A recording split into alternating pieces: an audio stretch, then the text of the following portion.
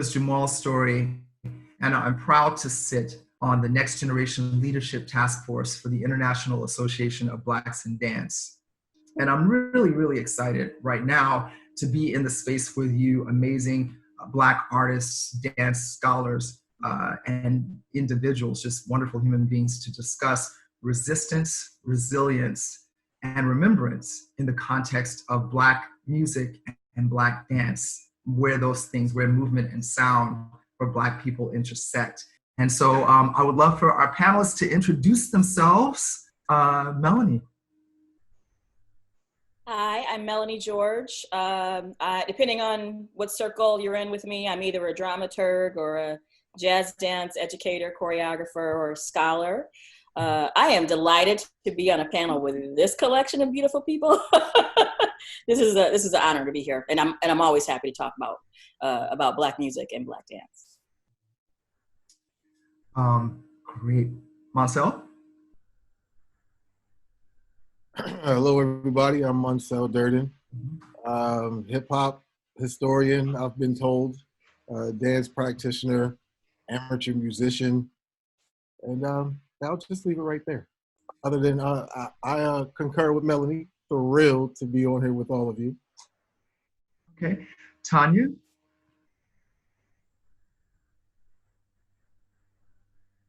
I'm Tanya Amos. Big shout out to Miss Cleo Parker Robinson. I am a retired Cleo dancer.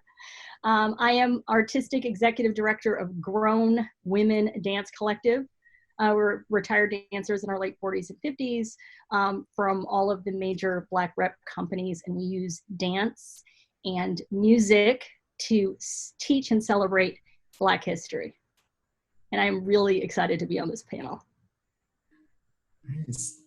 Pat. Hey everyone, I too am so honored and excited to be on this panel. I'm Los Angeles based. I'm the founding artistic director and choreographer of Jazz Antigua Dance and Music Ensemble. And Miss Cleo Parker Robinson. You're so wild. Jamal, it's so great. I am honored to be with everybody. I was tickled when I saw your names, but I'm even more tickled to see your faces. This is just terrific. I'm Cleo Parker Robinson, and I'm one of the founders of the International Association of Blacks in Dance, and the founder of Cleo Parker Robinson Dance, and we're in our 50th year. I'm so thrilled. But just so wonderful to have this opportunity, because we don't get asked enough about, what's important to us and how we got there. So hallelujah, I'm happy to be here. Yes, yes. And I have to say, and I'm sure you know this, Cleo, that so many of us in the dance community, in the dance world, period, we all feel like we own you a little bit as our official dance auntie. So I thought at one point, I said, if I'm introducing these people, of course, I'm gonna introduce Cleo Parker Robinson as my dance auntie, right? But then I realized that she doesn't just belong to me, she belongs to so many. So I'm sure that you know how beloved you are as a woman, as a leader, as an institution. So I just wanted to say that out loud, because I just feel like one of the things we do is honor our people who've been here for us for this many years, 50 years. Wow.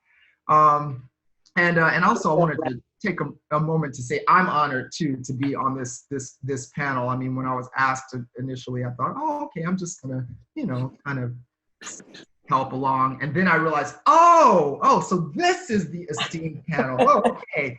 Well, okay, brilliant, brilliant. So many things to celebrate right now, in the context of Juneteenth today, this time around in 2020,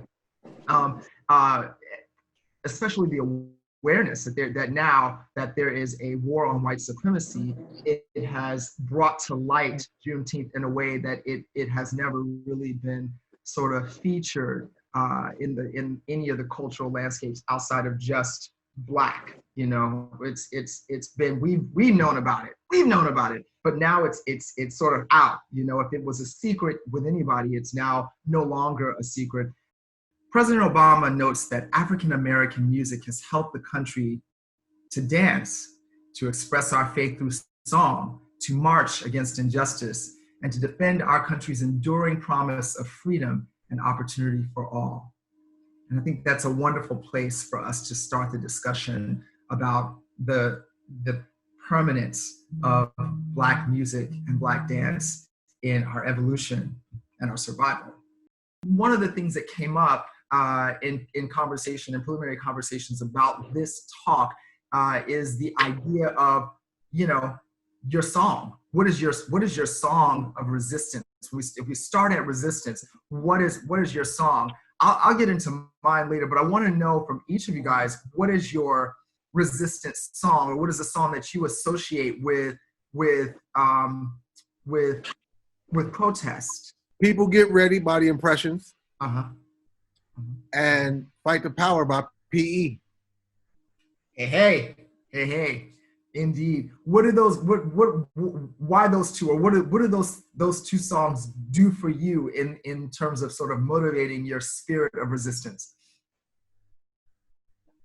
Well, obviously PE puts you on front line with those drums and just the call to action, right? Mm-hmm. It's a signifier that we're in the move right now, right? Mm-hmm. Impressions gets me ready for it, right?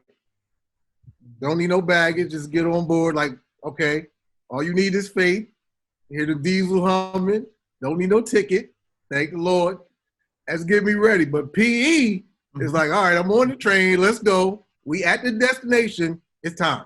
Mm-hmm. And so it's putting me in that mindset, putting me in a spiritual space, putting me in a physical space to not necessarily do harm, but to be present and engaged with the work that we need to do. Gotcha. And I wanted to remind you guys can all be you can unmute yourselves. We can just we're in a round table. I know that it doesn't feel like we're in a round table, but I'm gonna make it my goal to make you guys feel like we are all in the same room. I was needed to yell some amens when he was saying that. Yes, yes. We listen in the spirit of Black music. We need the congregation. So I'm all for talking back. I think it's great. And I was gonna say too. The first thing I thought of, and Pat, I could be totally off, but 1960 what? Yeah. That would have been mine for you, Pat. The first one I would have thought of would be that one for you. And I mean, I've seen a ballet, a really, really wonderful ballet of yours to that. I could be wrong. Correct me, but I thought resistance song. That definitely is one of mine. I have a few, but sort of like thinking about recent work, and that really inspired me to kind of speak to this idea of resistance and resilience. 1960 What is definitely one. Another that puts me in like a spiritual place and has done so since I was young, since I was like a preteen, is John Coltrane's A Love Supreme. It's also a work that I've choreographed to, that I've heard, like I said, from being very young, because I grew up in a household where jazz was like the musical backdrop to just daily life. My grandfather was a jazz drummer. But as I grew older and got to a place where I could actually create movement to it and just sort of like reinvestigate it and what it really meant to me. Early on, I would talk about it as a story of personal redemption. And now I see it more as like a journey of reclamation, like a reclaiming of self. And, that's incredibly powerful, not only for us as individuals, but when we talk about reclaiming the communal self and how we come together as a community. And it just sort of reinforces that idea of like resilience and renewal, rebirth and breath, and this ongoing support for one another that we have when we all come together.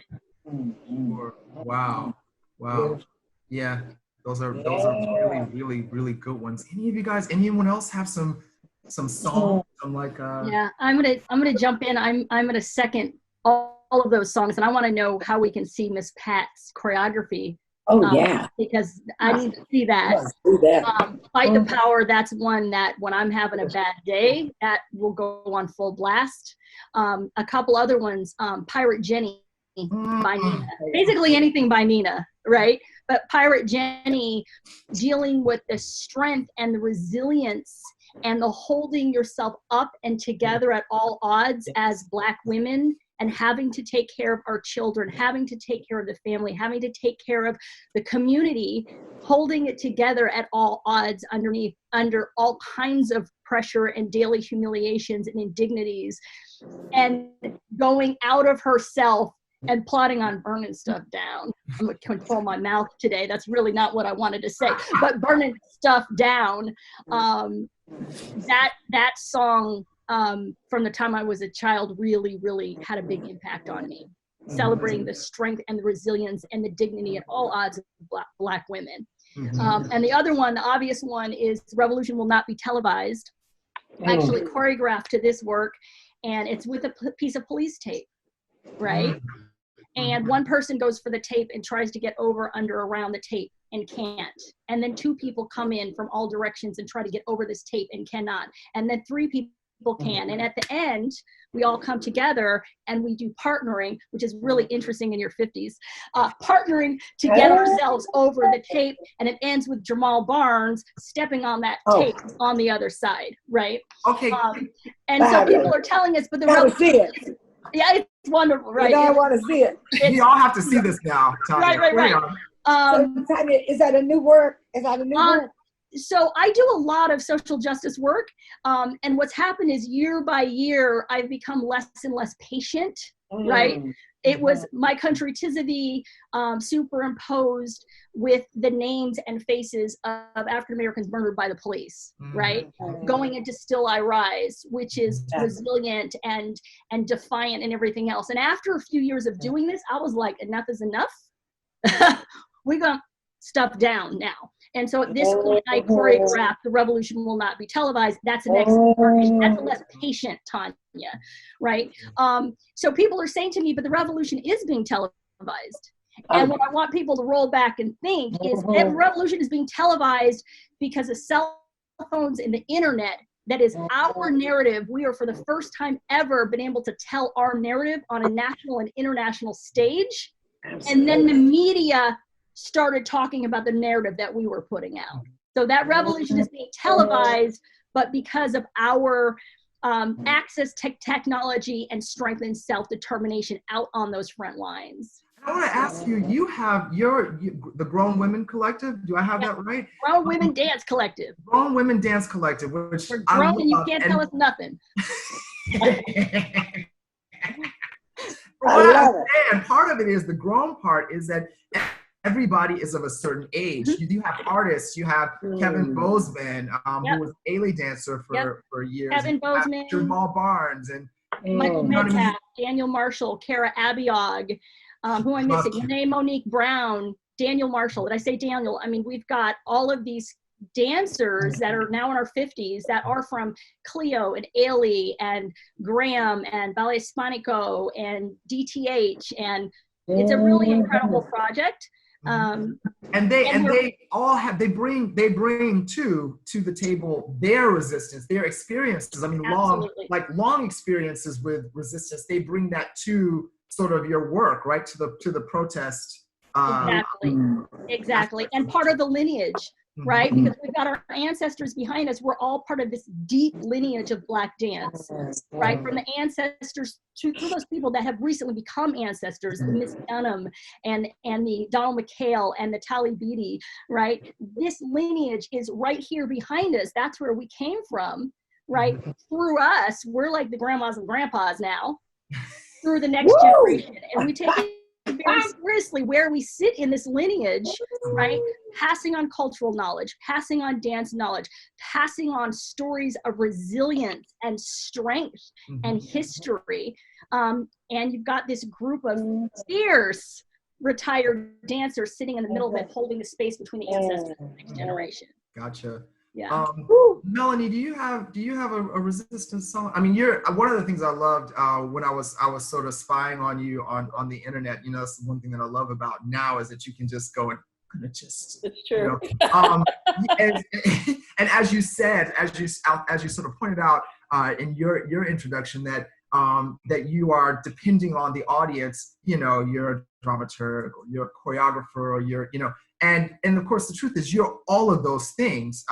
So there's a certain amount of investment that you have in the choreography, in the project, in any project that involves research and pedagogy and choreography, all of those things coming together to create something. So I'm wondering, do you have a resistance song, either that informs your work or that you use in your work, or that's sort of your narrative? I mean, and I always think back, I don't know if you guys remember that show, Ally McBeal.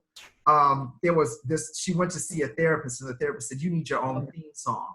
That is always, it's funny to that I do remember that, and it has always stuck with me, and I have many, many theme songs. Anyone who knows me on social media knows that I really only talk about three things: jazz, dramaturgy, and Prince. And so, so the entire discography of Prince to me is a form of protest. Yes. I made a list yesterday, and PE, Fight the Power, was on my list.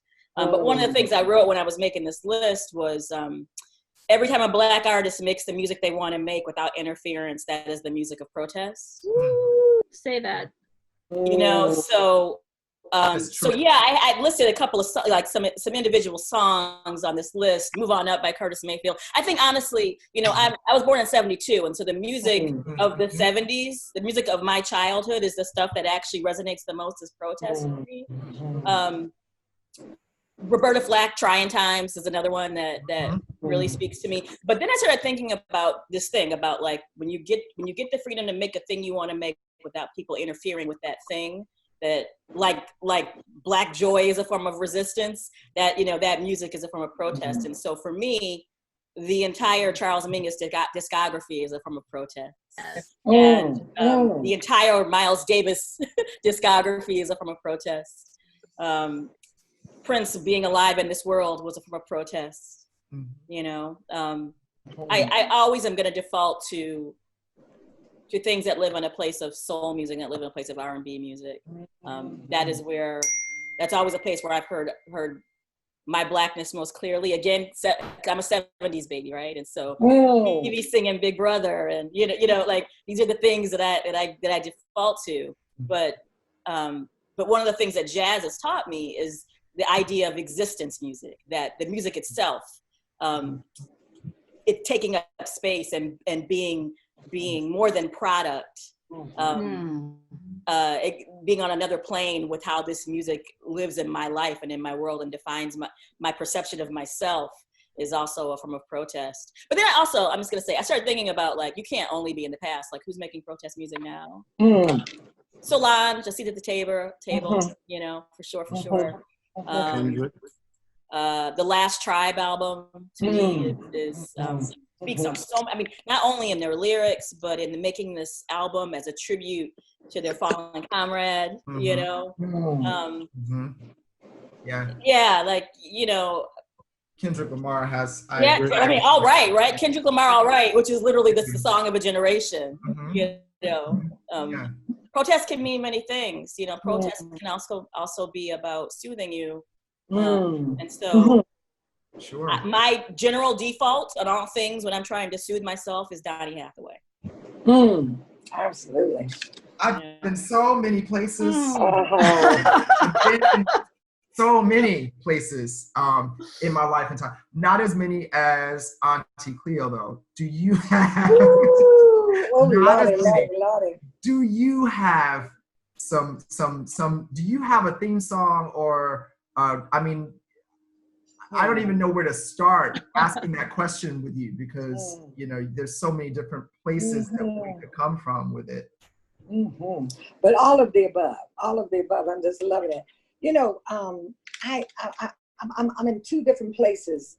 One is really a resistance and revolution, And I remember the very first, I want to go take you way back when Melanie was born, when we started the company, right?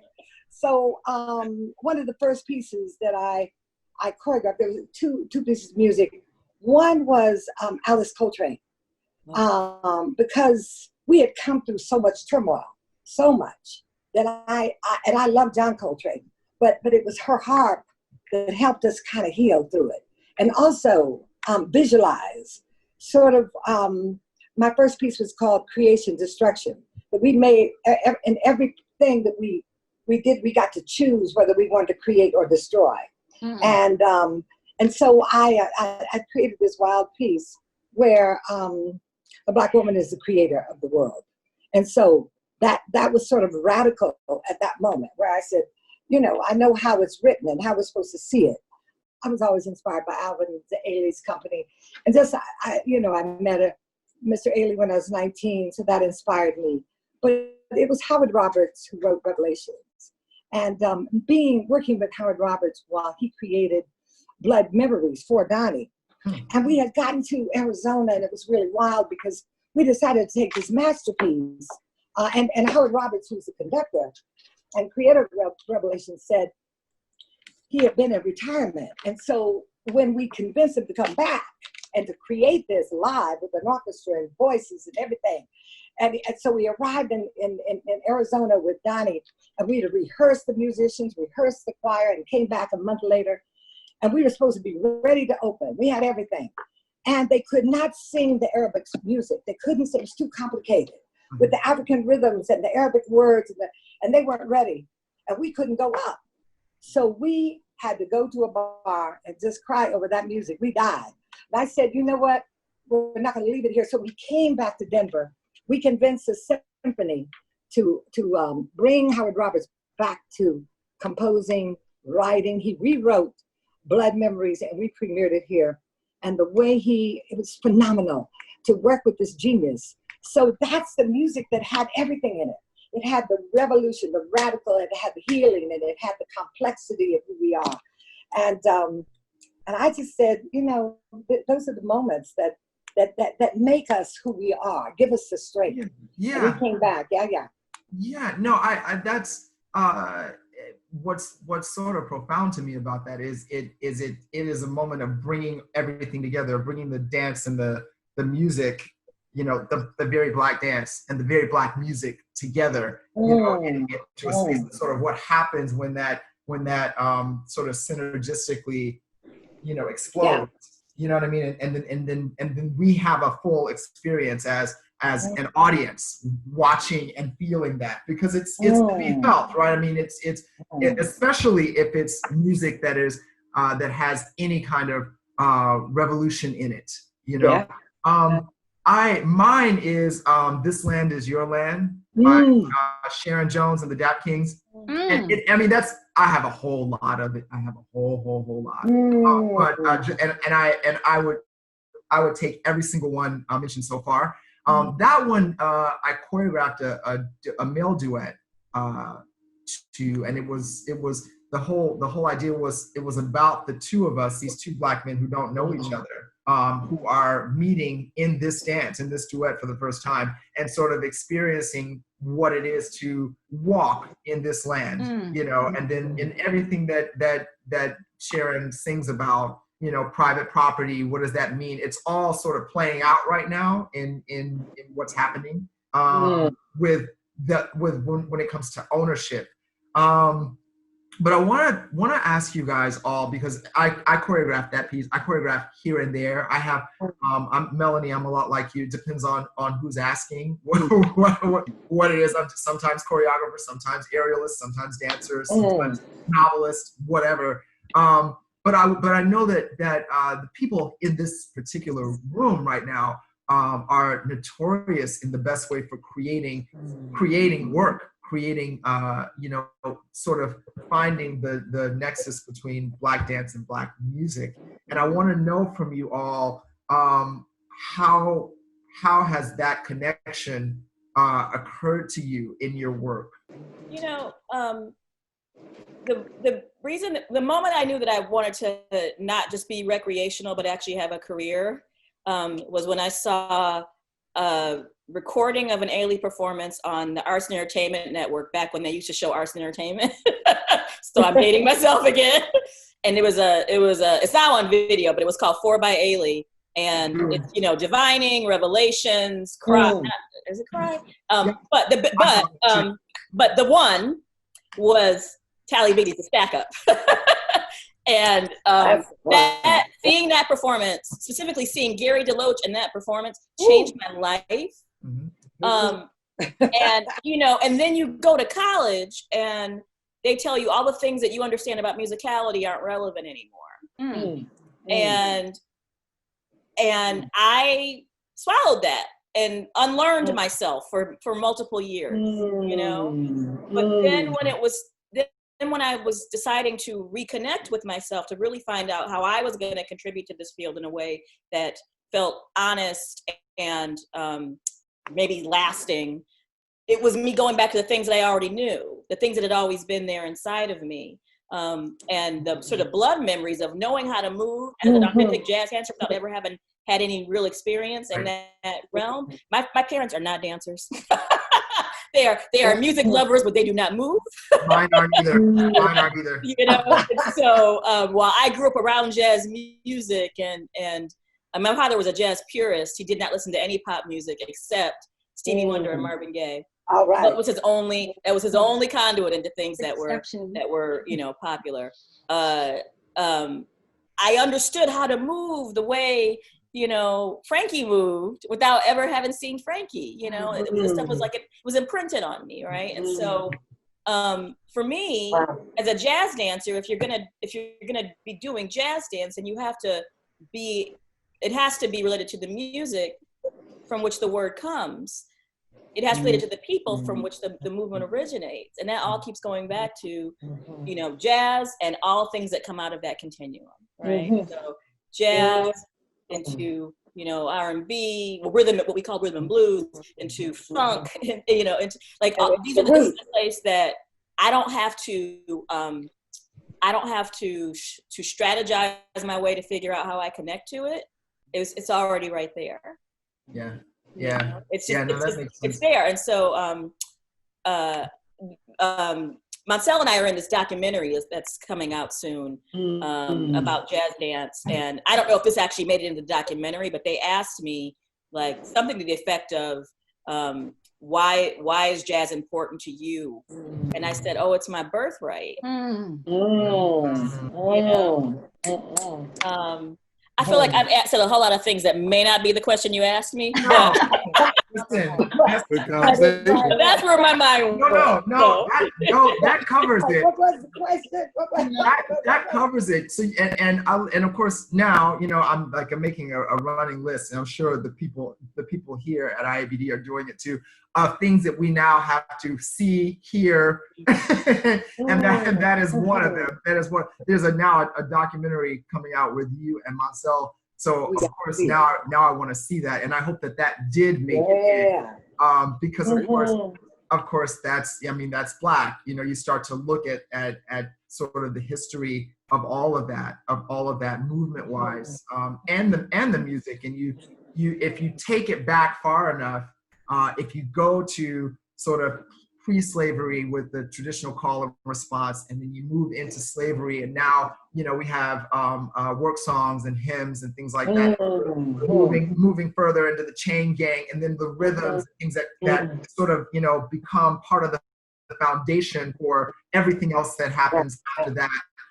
into minstrelsy, into, you know, and then of course all of the dancing that gets us from, you know, the chain gang to, you know, drop it like it's hot, right? Marcel, you would probably be the person in this room who is they can drop it like it's hot. We want to see. Everybody in here can drop it like it's hot. If I drop, it's gonna be cool. I don't really drop anymore. You don't drop anymore? These knees don't drop. You get up, if you drop it, just stay down there. Exactly. Drop it down, and then you're there for a while. for a while. There's a little recovery over here, just a little. But Marcel, what are when you have I mean you're dealing with hip hop, and I mean you are an OG Rennie Harris movement member, but you have all of this background in jazz, and you're able to sort of connect the dots from then to now. What would you say about the relationship between Black dance and Black music as it pertains to sort of that gradual lineage, that evolution? You know, Melanie said it, man. It's our birthright. Mm. It's, you know, I often talk about mitochondrial DNA and understanding. You know, you start talking about cellular memory or blood memory. Sure. We cannot forget that all of the eggs that our mothers are going to carry are developed in four months into utero in her mother. That's deep. Yeah, that's deep. I mean, I love about the grandmothers and the womb and the ooh la la. Yeah, no, listen, That's deep. That was deep. That's blood memory. We talking blood memory. We going back in it. You know, I'm glad you said that, because I've had several conversations with people lately about sort of the genetic piece of all of this, you know, especially with respect to Black people. I was the dance captain of Motown, the musical, and I remember one of the things that came up, you know, even the singers. There's a lot of what we call sequence dancing in the show, right? Where, you know, you're just doing the Temptation stuff, or you're just doing the four top stuff, and it's not, you know, it's not dancing that requires a whole lot of technical training. I was the dance captain for Motown. Right. And on Motown, so, you know, you're teaching, one of the responsibilities of dance captains in the context of a Broadway show or touring show is to sort of maintain the integrity of the movement material of the show, and which means teaching it a lot. And at one point, you know, you're teaching non-dancers how to sort of do sequence dancing, the Temptations material, the Supremes material, all of that stuff, and they're not necessarily dancers. But my whole thought process, and I had this argument all the time with the choreographers, actually one of the choreographers and the associate choreographer, Brian Brooks, who's a very dear friend of mine, about whether or not you can teach anybody how to do this stuff. And I told him, I said, if they have this, if they have that, even if they can't dance, if they have that, then I can get them to the step. I can get them to the step. I just need them to have that. If they don't have that, which I have to say, a lot of the white people in the show didn't, then I don't know what to do with it. I don't know what to do. And he always argued. He says, no, I can teach them too. And I would go, no. They gotta have that. No, really? And I think it goes back to that is why we have the phrase, you can't fake the funk. Yes. And you can't outdo Black, because because it's in the DNA. It's in there. That's not something you. I mean, I see 2 and 3 year old, 2, 3, 4 year old Black kids. They have that part. No one taught them that. That's just in there. It's in the mitochondria. In there. You know, it's in there. And so there's something to be said about Blackness in that way, which gets me to this idea of resilience and joy. You know, that and we know it in a church context, right? We know it in a gospel way, because we have that, you know, we have the Pentecostal, we have all of that, right? We know what that is. It's in there too, right? So, but when we're dealing with it in the context of jazz, it becomes a little bit different, I imagine, in terms of the conversation that we have about that, about joy, how the pathos and angst and stuff that is part of the Black experience historically. So I'm wondering about that. How, I mean, I see a lot of joy in your work, just generally. I've had a lot of conversations around this idea that within our creative and our artistic expressions, particularly in our music and dance, that's where we actually so often really achieve this fully felt sense of freedom. That's why it's so ingrained. It's a birthright. It's in our DNA. It's so important to us. It's always a part of our lives, singing and dancing.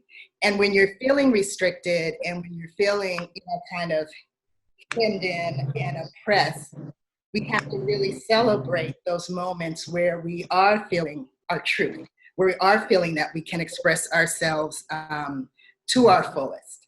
And that happens so much, like I was saying, in our music and dance. And for me, with Jazz Antigua, my jazz practice, that's a lot of the foundation of it, is this opportunity to be our most authentic selves, to really dig into the truth within, and share that. And then to sort of also bridge that gap between the stage and the artist on stage and the audience. If you attend a performance or see some of our clips, there's a lot of hooping and hollering. You're talking about Pentecostal and going to church. And it's not something that we force or that we can prescribe, or we can say, if we do this, this, and this, the audience is going to go wild. But it has to really do with this sort of idea of breathing together and recognizing a truth. Sort of like what holds us together and lifts us up. And a lot of that is in our music and our dance. I work a lot on the idea of the movement breathing with the music. And I come from this perspective, what I call the movement in the music. And it's the way in which the dance engages and exchanges energy with the music, so that we're all breathing together and we're in conversation together. And then that transcends and translates to who's ever, to the audience, who's ever participating, so that they become a part of the story, a part of the journey as well. Breath it's really important. I think it's a crucial part of that. Breath is part of what you were talking about, Jamal, when you're talking about this. If someone can get through, that has to do with breath and how you breathe in sync with, or you breathe inside of something. And I talk a lot with the dancers about the idea of inspire, or the word inspire, which means to breathe into. What is breath? The sign of life. So inspire is like to breathe life into something, or something, or to an idea, or to a concept. And then one of my favorites is the word conspire, because when we get past like the idea that it's some plot being, dastardly deed being plotted out, conspire means to breathe together. And like, what's that? So there's power in that, and there's joy in that, because it brings us together as a community. We're able to go on, Tanya. I feel you. Come on. I need to give a shout out to my daddy for a minute. So my daddy is a 75-year-old Black man that came up under Jim Crow in Texas, who got shot at in Vietnam and came back in one piece, and has spent his entire life taking care of his family at all odds with everything against him. And actually, in our annual Juneteenth concert, we actually do a Juneteenth concert for the last 11 years. I dance with my dad, and we do Dance with My Father by Luther Vandross, and I dance this piece with my 75-year-old dad. And when I was originally choreographing it, I couldn't get it out of my body, because it was a solo, and I kept dropping into a little puddle on the ground and crying hysterically. For like 3 years, I could not get it out. And then I realized my dad is still here. I'm so blessed by this. And I turned that solo in my brain, turned it into a duet. And that piece, it just channeled, dropped right into my body. And it was finished in hours after that. So my dad, his whole thing is joy.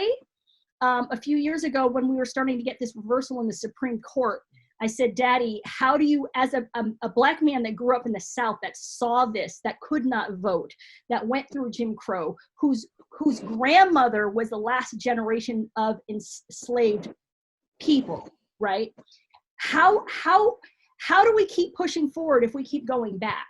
How are you processing this? How are you dealing with this? And he said to me, baby, and he quoted Dr. King, the long arm of justice, the long arm of history bends towards justice. And we go forward 3 steps, and then we go back 1, and we go up 2 and back 2, and up 3 and back a half. And if every generation were farther along than the generation before, we're still moving in that direction. And I said, Daddy, how, like, this is miserable. Things are really bad. And he said, baby, what you're dealing with right now is not as bad as when I was a child. And what I dealt with was not as bad as my grandmother, and my grandmother was enslaved. Right? And he said, no matter what, do not let anybody take your happiness.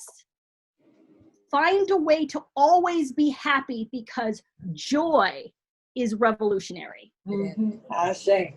I mean, absolutely. I knew you need to speak first, because now you got my daddy in the picture. Our daddies are up there, honey. You know, my father was my teacher. My father was my dance teacher, my first one. And I grew up in the Rawsonia. It was just the first Black hotel, and the only Black hotel that any artist could come. So I was born, brought home by a jazz musician who was probably, he was amazing. He played with the symphony for 50 years, but he was one of the top jazz. He played with Billie Holiday, everybody. Anyway, he did both symphonic work and jazz work, but he believed in jazz. He's the uncle of Diane Reeves. And so Diane's really close, you know. So anyway, he brings me home from the hospital, because my daddy can't stand being in hospitals. But my father, we lived in this hotel, and he would bring, you know, this hotel was segregated because it was Jim Crow. So my mother was probably the only white woman who lived in the hotel, because she was married to a Black man, but had to go to 5 different states to get married. So that was deep during that time. But they were both musicians. She was classical, he was jazz. But when he came down out of the apartment downstairs into the casino, he didn't leave. They would go all night long, the musicians, Duke Ellington, Cab Calloway, everybody. So I have that in my blood. So I had it in my blood. I was born that way. So I thought everybody moved like that, because Daddy would, you know, dance with anybody who came in. And that was deep, because that's when Latinos and Native Americans and Japanese came in to a segregated hotel, and they would dance. Daddy would dance with everybody. So the way he would deal with me in terms of dance, he'd go, okay, baby, just 2 steps, just like you, just 2 steps. All you got to know is 2 steps. You got to get it like that. And he said, now, don't be boring. I want you to create something. That's what jazz is about. You did that step last week. I want to see something new. I'll be like, Daddy, wait, I just got to step down. Said, yeah, but you got that shit is old. You got to come on with something else. And that's the way we grew up, you know. So that's what jazz is. I think what's important to know is, growing up in this Juneteenth and this everything that we're going through, that we're jazz people. We know how to move in and out of this. We know this place. We can't stand the place, but we find joy in the breath in the morning. And that's what we've learned in between the beat, how to do that, how to breathe in between all that, how to move in between it, and how to love and forgive and cry and jam and drink on whatever, and go to church on Sunday morning. All of the above is what the jazz has taught us, to live through all that, and to love ourselves within it. You know, to find space for ourselves and each other in it. And I think it's, you know, I think about the piece I just did, change is gonna come. And that just came to me just because I thought, just like you did, my father, the abuse that he went through. I mean, he lived in Texarkana, Arkansas, always said he was from Jamaica, but he felt like if he was from Jamaica, he'd be treated better than coming from Texarkana, Arkansas. That was something about how he said the system is not cut out for us. So let me tell you, so he did an interview as the first Black actor here in Denver. So everything he did was to fight through a place to make a place, not only for himself, but for others. And so it was radical.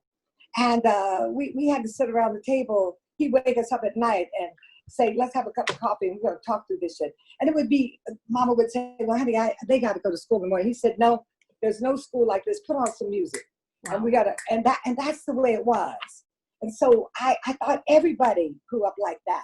Then I found out we were very strange. I didn't know anybody like that. I was like, oh my body's strange. It's And I'm so funny it's that strange. So that trying to figure out how to move into other places that didn't grow like that was my challenge. and so for some reason, even I mean, as vastly different as that time was, there's something so resonant and absolutely unstrange about that in terms of just, you know, what I experience in a barbershop. You know, like you go to a barbershop and everybody's talking. Oh yeah. And everybody's BSing and everyone's lying. You know, the stories are crazy, but there's a rhythm in it. There's an improvisation in that. You know what I mean? That seems to be absolutely jazz. There's a way, sort of, you know, even the way that we deal in our celebrations. You know, I mean, we try to organize, we try to pull it together. This is what we're going to do, and then there's certain things that you just know are going to happen at a wedding. Okay. You just know. Someone there's going to be a wobble or an electric slide, and then you go, how did that happen, right? How did we get to the wobble? I don't know anyone. I mean, maybe Marcel, you can tell me, but I don't know anyone who can generally tell me how did the wobble get choreographed. Right, you know I mean? right. It got made. The song came out, and then our bodies, sort of addressed the song, addressed the music. Our Black bodies addressed the very Black thing going on in the wobble of the song. And then suddenly, all over the country, if you go to a wedding anywhere, you're gonna jump in the wobble and the wobble. So I feel like there's something in the improvisatory quality of jazz that either informs how we are culturally in our spaces of joy and celebration, or vice versa. I mean, I don't. Do you guys have a perspective on that? Or, I mean, there's a couple of things I would like to share on connecting you and Cleo. So, like, we are children of the sun, right? As Roy Ayers said, we're the black gold of the sun. And so that was my list of songs, by the way, of Resistance. you know, add that to the list. Yes, put me down for that as well. The entrainment that we have with rhythmic vibrations and frequencies. I mean, first off, let's start with here. Everything in our existence, this planet, this universe, is rhythmical. Everything.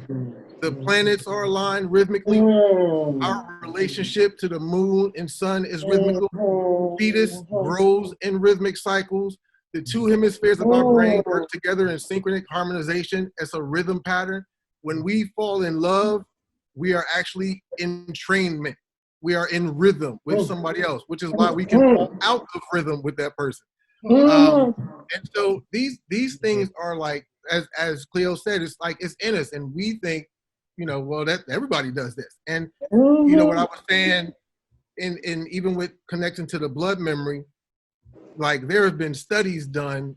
Robert Fance did a study in the 1960s based on the visual stimulation of babies. But we have Sheila Woodward from South Africa. We have Alexandra Lamont in the UK, who are both neuropsychologists who did work on the auditory stimulation of babies. And long story short, they basically found out that in utero, our ears start developing at 4 weeks and are fully developed at 24, our whole auditory system. And in that moment, we start picking up rhythms. Like, think about if you're hungry and your stomach growls and somebody can hear it. Yeah. Well, if you can hear what's going on the inside, what's on the inside can hear what's going on the outside. Now, even though it's through the amniotic fluid and it sounds like people talking underwater, that relationship to not just the heartbeat, but the flow of the blood through the different sounds, our mother's voice, our father's voice, anything in our neighborhood, anything in our vicinity, music. They basically found out that through an experiment with music, that a baby a year after being born and not hearing a song that they heard in utero remembered it. Wow. So there's a That's deep. profound effect that rhythm has on us, especially if you grew up in an environment that nurtures that kind of thinking. And then you look at at a young age, young people are playing games. When I was a kid, we had paddleball, we had jacks, we had all these games, we had basketball, we had jump rope and double dutch. Well, double dutch, you are literally jumping inside of time, right? So we got time happening, and you are inside of time, creating rhythm with your feet. And don't start singing Miss Mary Mack and doing Patton. So now we got 3 rhythms. So as a child, we in polyrhythmic movement already. Wow. It's nurtured. Like, you are corny if you can't jump rope. Yeah. Oh, that's right. That's right. So I mean, it's just to connect what you guys were saying. It's right. It is like, it's so in us. These ideas and in our environment, when that's supported, we think, oh, this is what it is. This is how everybody does this. And then you find out everybody doesn't do this. That's right.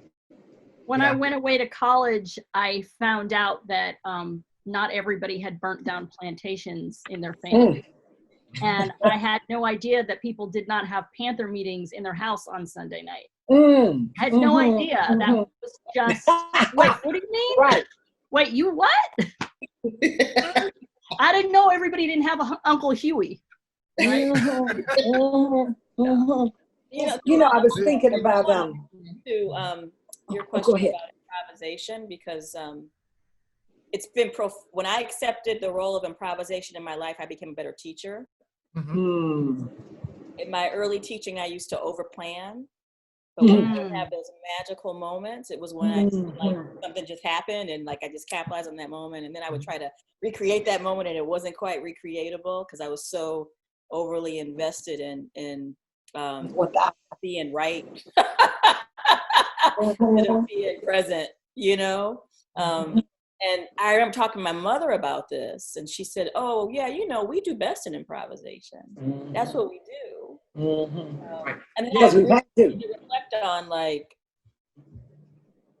who I was going to be in this world as an artist, and then all of the things that resonated kept going back to that idea of being able to make a masterpiece in the moment. Right. And when I was able to trust in that, I didn't have to plan so much anymore, Right. And I'm saying plan in a very sort of linear, practical sense of the classes I was playing. But I'm also talking about planning for survival. When you're to improvisation, I didn't have to plan for my own survival so much. Yeah. But that improv. And then also too. Oh, no, I'm sorry. Go ahead. I was connecting with Melanie like that. If we do have conversations about enslavement, that was a day-to-day improvised life. You didn't know what was going to be, so you almost got trained to be improvisational. To be ready. To be ready. You got to be ready. You had to know what. Yeah, you had to be ready for whatever happened, whatever was going to happen, and ready for the likelihood that it was not going to be the same. It could be absolutely more horrific than it was yesterday. So is there any rhyme or reason to the standard deviation of the black folk who don't have rhythm?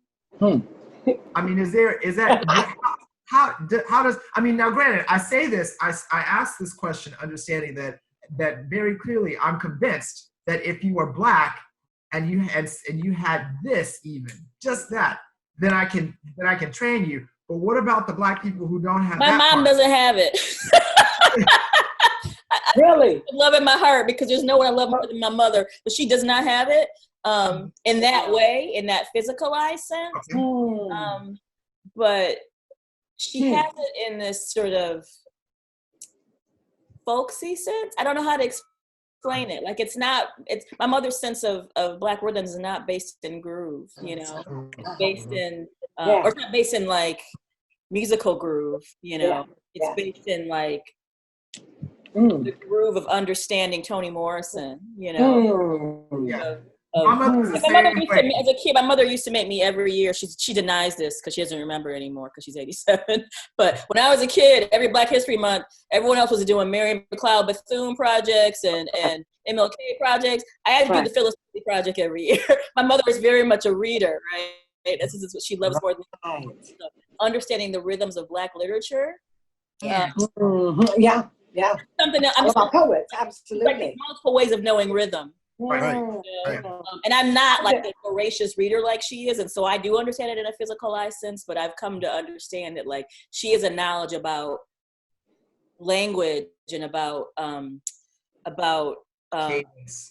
you know, narratives of enslaved peoples, and I used to sit, she would play piano and we would sing Negro spirituals together when I was a kid. And that's so different from like my dancing life, but they're actually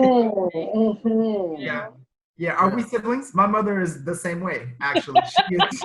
She is. My mother has her master's is in English composition and rhetoric.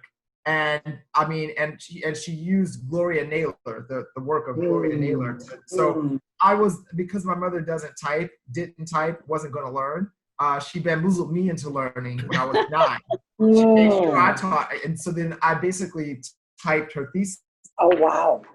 And so I feel like I own that master's too. I told her, I was like, this is our master. I didn't write a single word of it. But it's the same thing. She actually always felt as if she were missing some portion of her Blackness, because of course she came up during the civil rights, era, and she was, she had the Angela Davis afro, and and Angela Davis complexion, and was as militant as, talk about protest and revolution.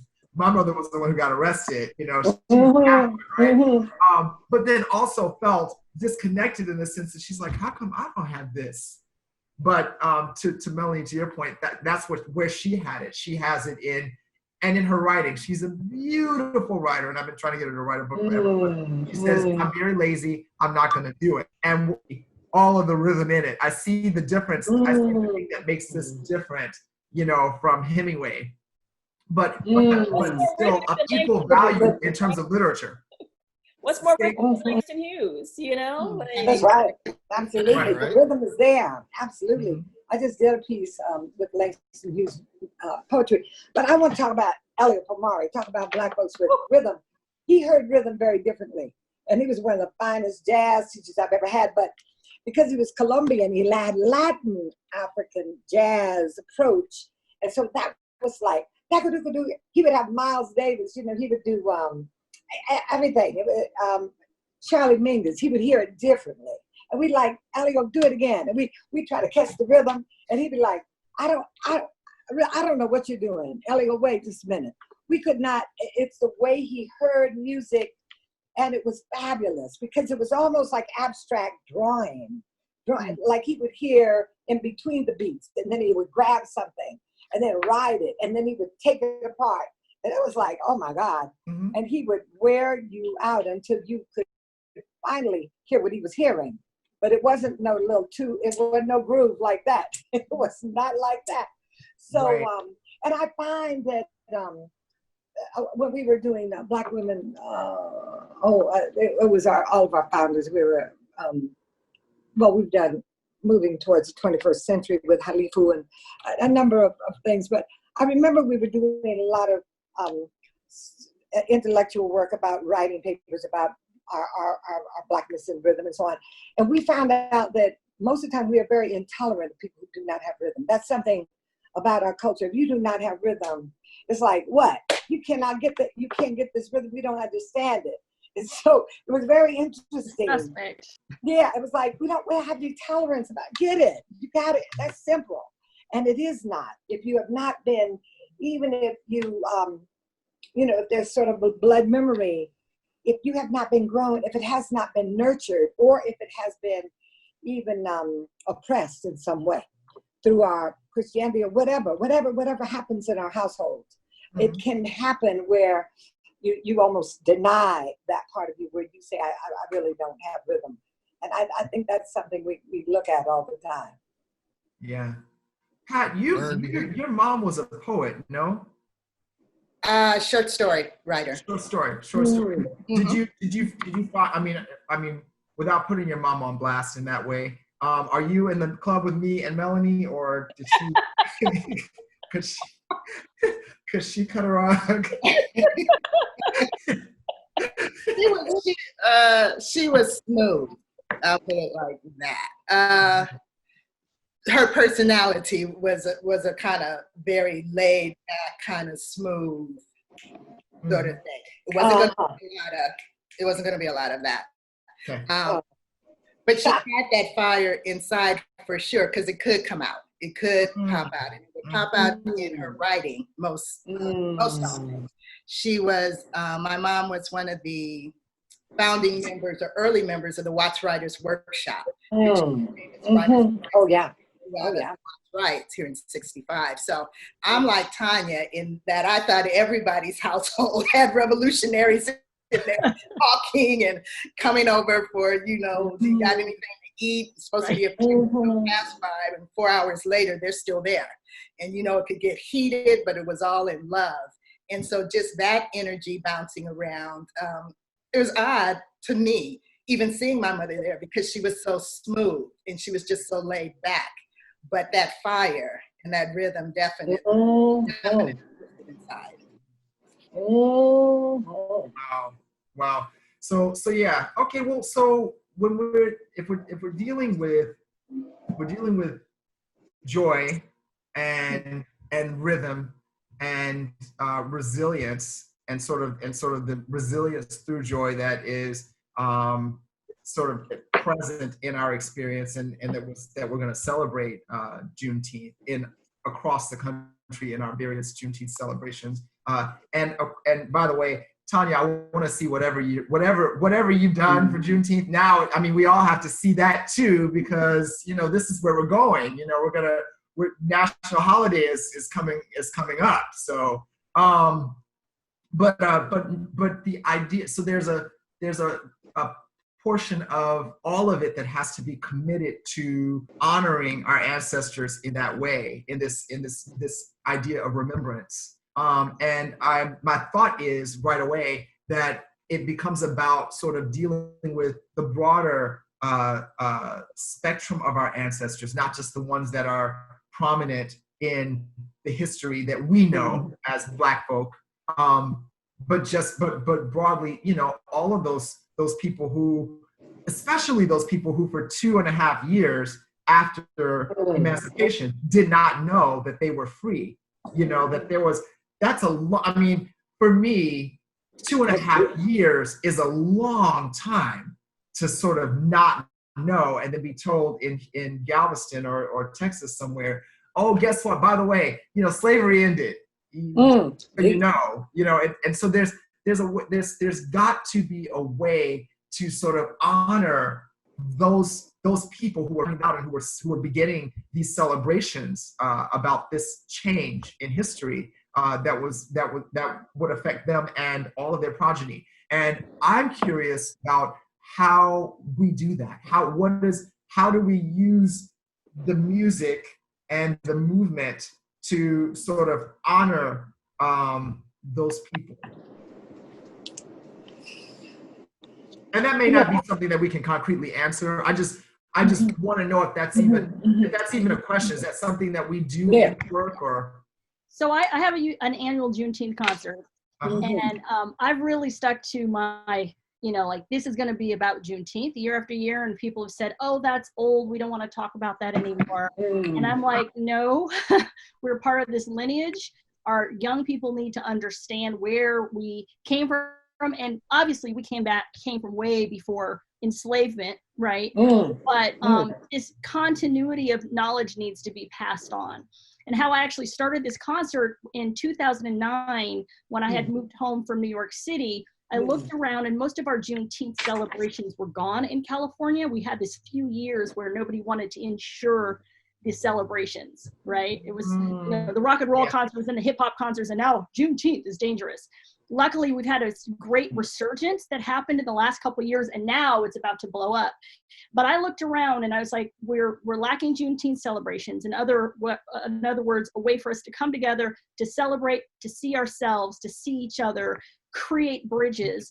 And at the same time, we had lost some major people in the African American community, and a lot of people weren't noticing. So between like 2006 and 2009, we lost Nina Simone, we lost Coretta Scott King, we lost Ossie Davis, and my brain just turned off, Rosa Parks, right? We lost people back to back. And some of these people were being honored in a beautiful way. And some of these people were just kind of going and nobody noticed they were going. And I thought these people need to be celebrated, because these are the people, when their music came on the radio, right? Everybody would run to listen to the music. If they were on TV, you know, there weren't Black families on TV back when I was coming up. So there was that one Black person that would show up. We're on Soul Train and everybody would run, right? And these people gave us hope. They gave us a sense of who we are, and we saw ourselves from our perspective versus this larger perspective of the outside world that doesn't necessarily look on us very well. And so what I did in this concert is we honor the lives of 50 African-American musical artists and civic leaders that have died since 2000. And we have to limit it because we have a lot of great folks, right? And so every year when people become ancestors, they get cut into the concert. And so we use multimedia telling the story of their life, right? And so this year we just lost Mr. Withers. So Bill Withers is cut into the concert. So every year I feel like a little bit like the Grim Reaper, but I cut, you know, a certain amount of people in, and it's all through multimedia. And then this multimedia turns into this exquisite dance. And children love it, adults love it, grown people love it. And listening to our music, seeing these images, white folks say it's a cognitive dissonance for them, because sitting in a theater, hearing about our greatness for 2.5 hours, they're like, where have I been through history? I didn't know about any of this. Oh my goodness. And for us, it's a beautiful mirror for us to see ourselves, and a sense of self-empowerment, a way of growing community. And then we use that concert to leverage people power. So we have a voting registration drive. We have book lists on social inequity and African-American history. We have historical portraits of people taken after slavery ended in the lobby. So we use our music, we use this exquisite dance of these retired grown dancers to actually bring community together, create community, educate community, and then we throw it back on the audience. Our skill as artists, this is what we're doing to impact the civil rights movement. This is how we push our community forward. What skills do you have? What skills do you have that can push the community forward? Wait. I remember Tanya. I remember Tanya when she didn't talk at all. When she was in my company, I love it. Do you know how much I'm loving this? Because I was like, wait, sugar, listen. I just have to say this. I used to talk all the time, and y'all be like this. Oh Lord, is she gonna talk some more? Is she gonna talk some more? And now I'm like this. I am loving every second of this. I get to listen, and this is the beauty. This is really the beauty of it. Pass it on, Cleo. Because you don't even know anybody's listening. And I'm like this. Half the time we're dancing, the next time we're talking about our issues. And I said that doesn't happen in ballet. I mean, it doesn't happen. You know, I mean, we have to do it. That's how we train ourselves wholly, holistically, and that's what I love. I love you. Cleo, you passed it on. I'm excited. You're passing it on now. Jamal and Michael and I mean Gary Lewis. Oh yeah, Gary Lewis. All my children and all my children. But you know what's so wonderful? And I look at Malik the same way. I mean, I am so glad that he had the experience of Rod Rogers and Elio Primari and Gordon Parks and all the people. Ossie Davis was at our theater, and we would bring, you know, they came in for nothing. They didn't come in for money. I think about all the folks who would come in, and you all know it too. I mean, Jamal's been with us and myself. We don't have the money, but we're rich in spirit, and so that's what the music has done. And the struggle, because I was born in Denver, but I was raised in Dallas. So when I knew about Juneteenth, and I was like, what? I know what that feels like. I lived there. I lived in Dallas. I know the mentality of, we're going to keep you down as long as we can. As long as you don't know about it, it's going to be just fine. Because that's the game.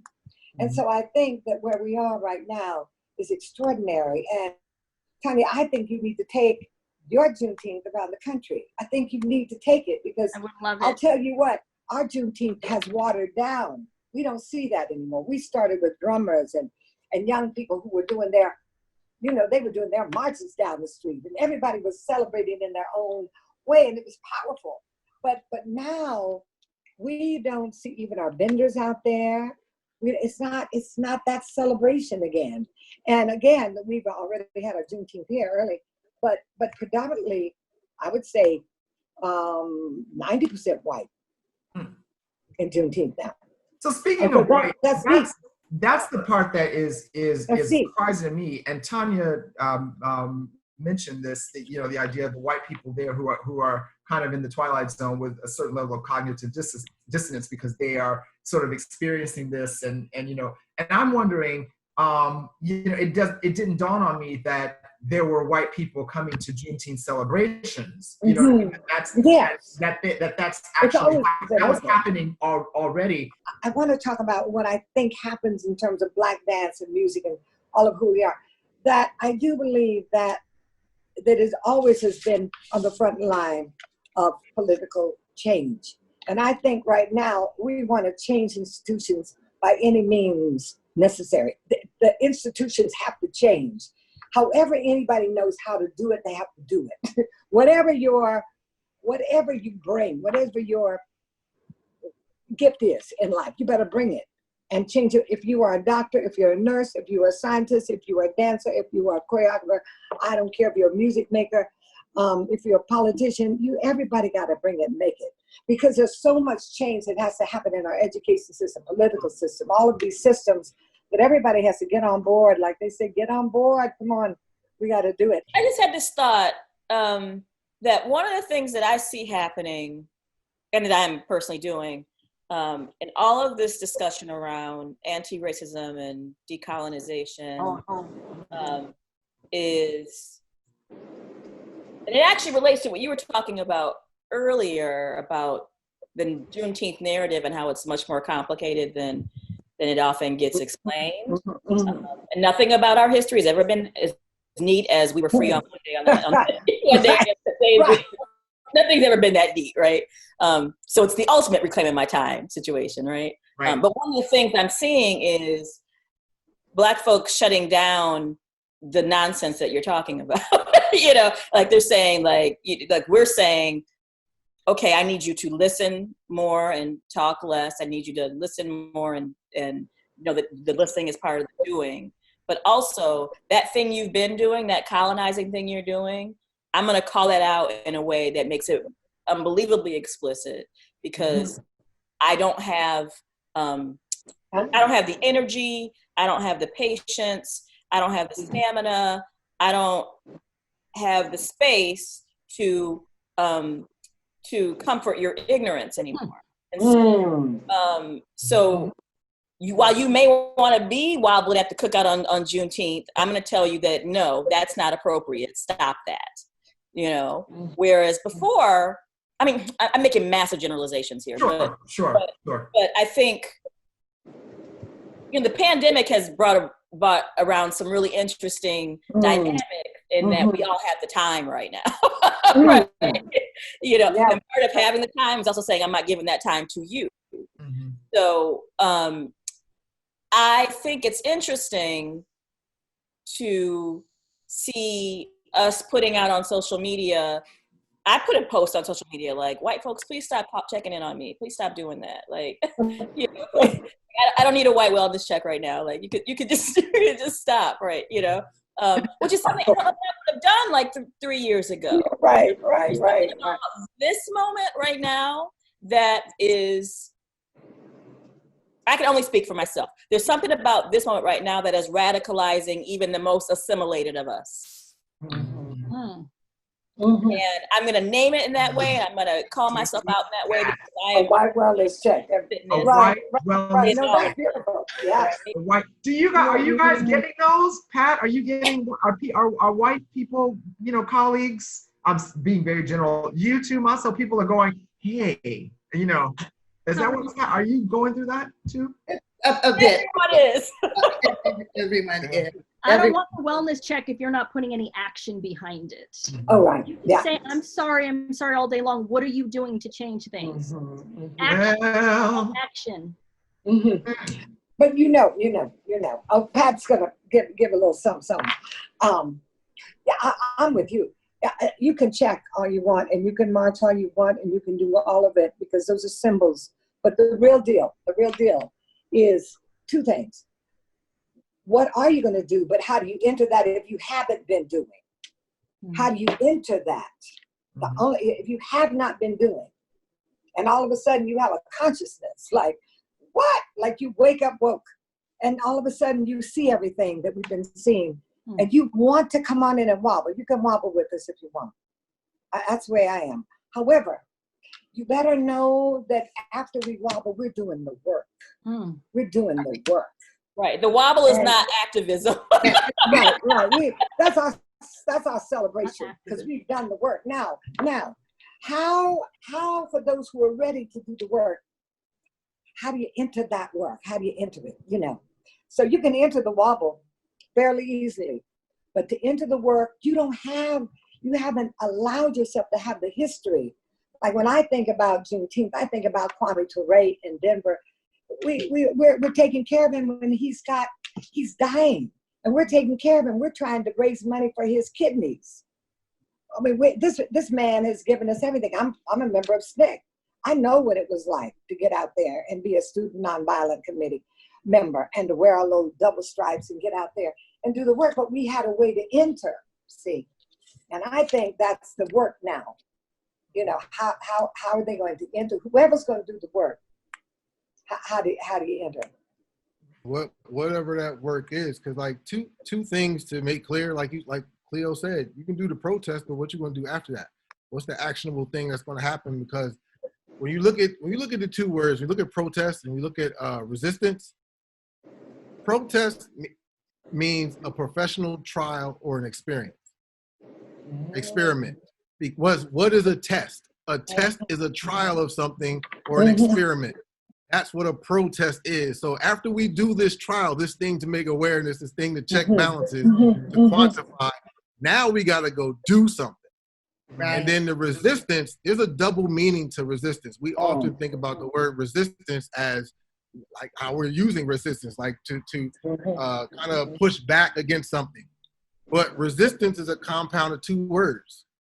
Resist, which comes from reside, and stance. So it is like, where do you reside? So you're like, what is your resistance? Every day, this body is resistance. Not only am I resistance because I'm here between certain establishments, but my home is where my body is, and my stance is against or for whatever it is. So it's how these words come about, what they mean, what we are channeling when we speak them into existence, but more importantly, once we have all the dance, play with the words, what are we going to do? What is the plan of action? So the protest it gets it going, but we got work to do after that. I want to see Black voices centered in this because it's wonderful that all of these people the first time are waking up and saying, what can I do, what I can do. A lot of us are already doing the work. Y'all are waking up. We are in these streets every day, whether it is arts, whether it's wellness, whether it's tech, whether it's medicine, whether it's law, right? We are already doing the work. So instead of y'all trying to reinvent the wheel, use your privilege to amplify what we are doing, right? And center our work, our words, and what we see is a way to solve the problems in our communities, right? We know what the solutions are. We just need to be amplified. And I'm going to relate and compensate folks for their labor. Absolutely. And I'm going to relate that back to doing the work and not getting paid for that work. Right. And relating that back to Juneteenth, this story, this myth about us sitting around waiting to be freed, right? We were fighting on those boats.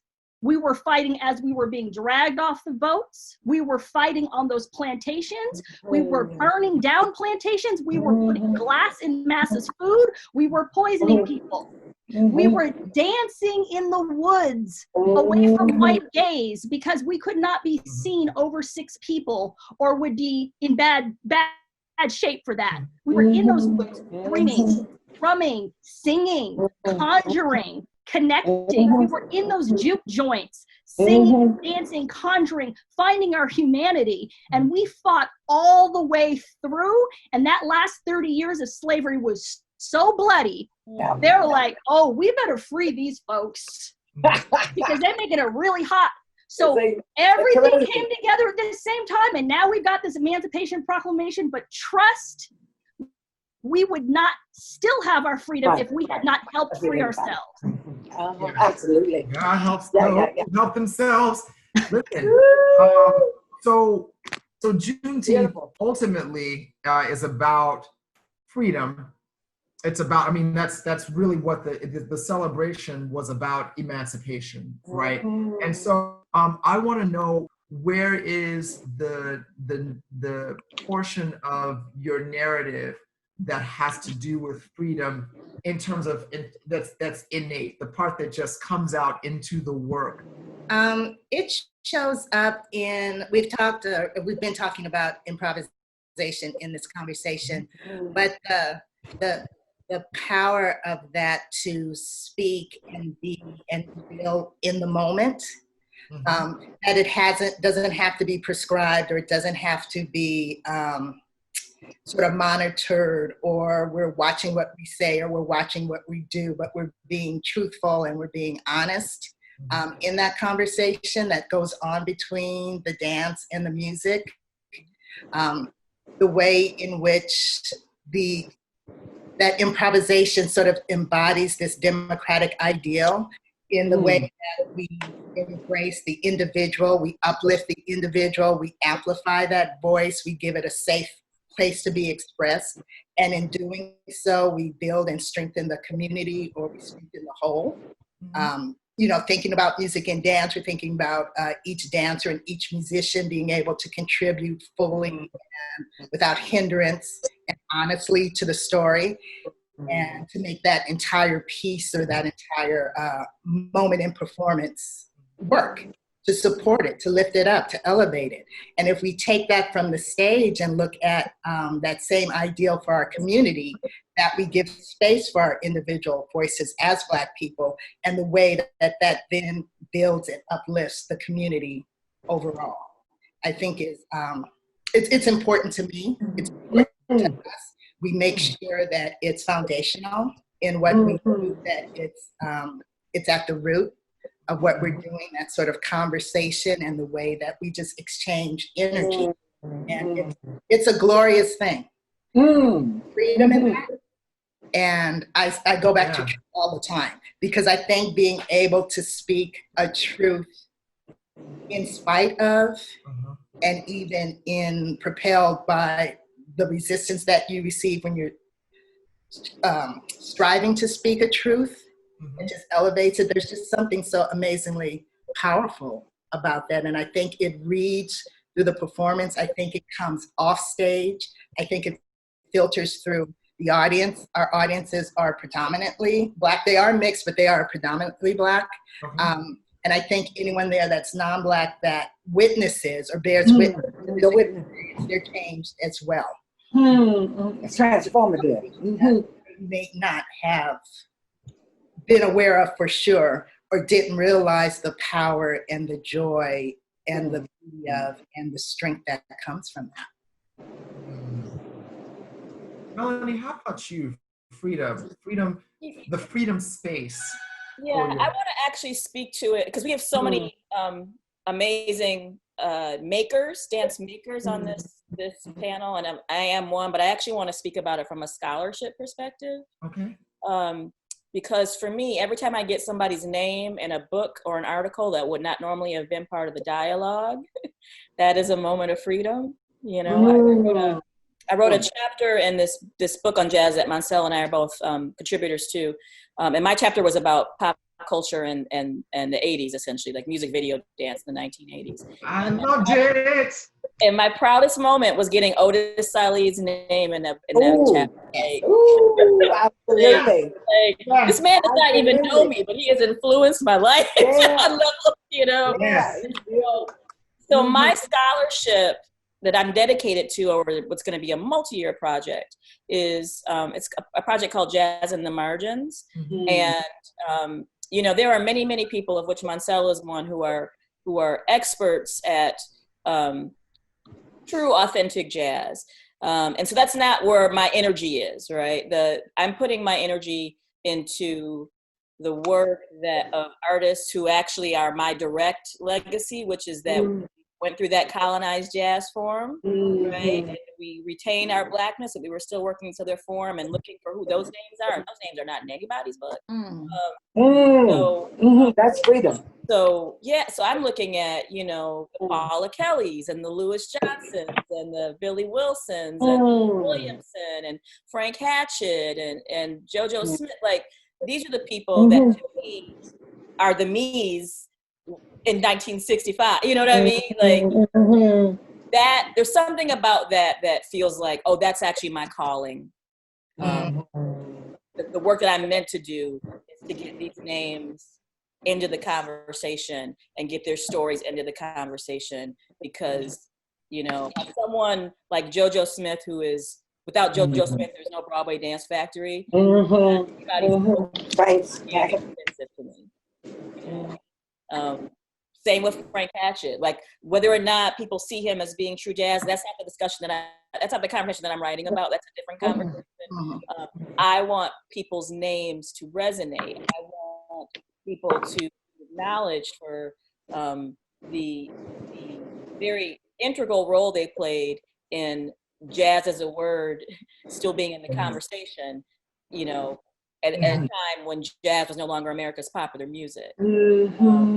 And we can have that discussion about jazz too. Like, you know, Nicholas Payton says that jazz is like an awful word and everything should just be called, you know, Black American music. Like, we can have a whole other conversation about that. That's not what I'm writing about. But that's what I'm invested in is telling people stories who were put in the margins and their stories weren't allowed to be told, because I feel like without them, there's not a me. Yeah, exactly. And that to me is a form of emancipating, which is where Wow. Beautiful. That is, that's freedom. No, we don't need enough. Go on, so I just go no, on. I was gonna say, like Mel and I, Melanie and I will have our conversations. And you know, I'm on the opposite side, but supporting what she does, because I mean, for me, Frank Hatchett to me, out of that group, brought the most authentic jazz into what he was doing. His blending, like, I was like, okay, if you're gonna blend it, that's how it should be blended. But yeah, I'm interested in it. So my article in the book is what I call, or the title now of what I call the Afro-kinetic memory, which is Afro being awareness from our kinetic memory, right? That's what Afro is, awareness from representing our kinetic memory.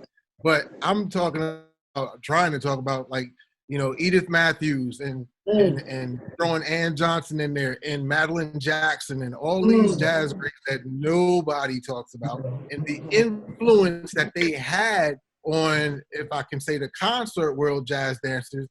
Huge, like Matt Maddox was heavily influenced by Madeline Jackson, who was one of the biggest burlesque dancers for a very short period off the scene.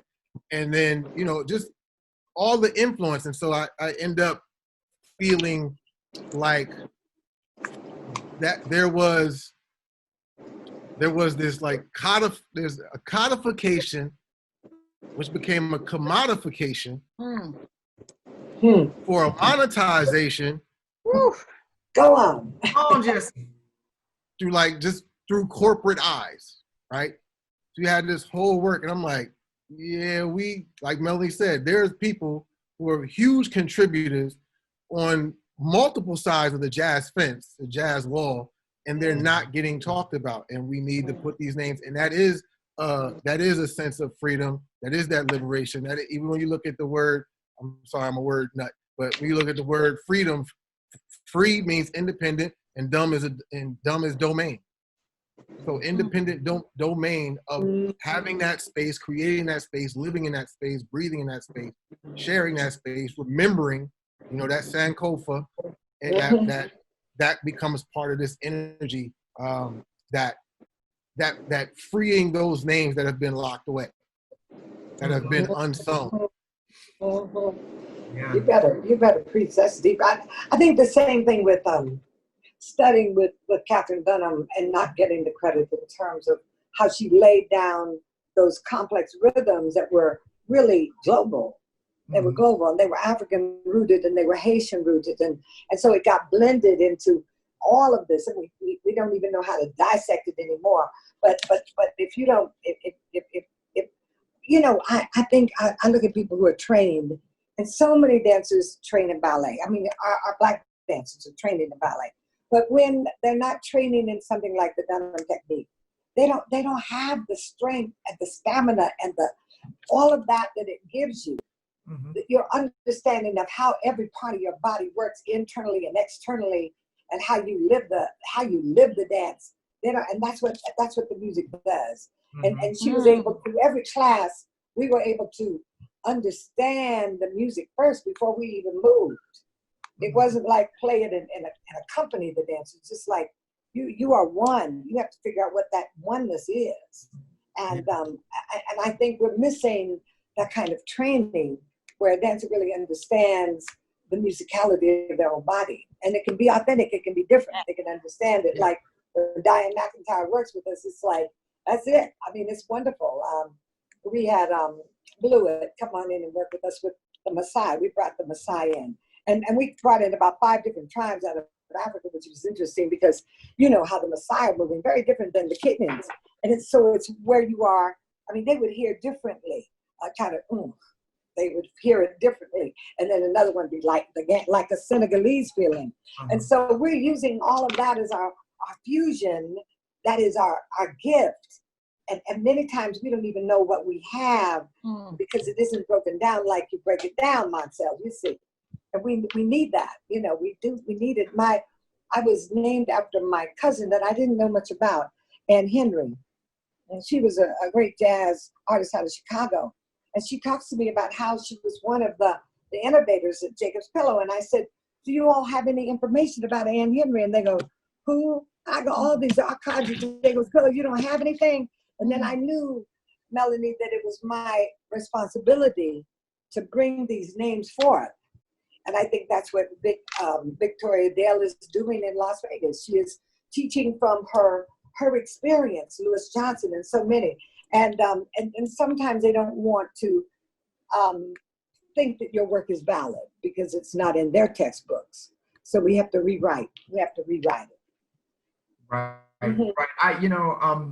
When you speak of so the one reason, I mean, I think in terms of the idea that that as Black dancers who are sort of constantly sort of inundated with this notion of strong ballet technique being the only thing that's going to get you there, because I certainly came up in that generation of dancers too, and did a lot of that. I worried after a fashion about whether or not we would be able to sort of keep honoring, to your point, Cleo, honoring all of those people who are parts of the institutions of dance that are about our music and our bodies, our sort of voices, our spirits, through music, and what we're actually physically experiencing and expressing.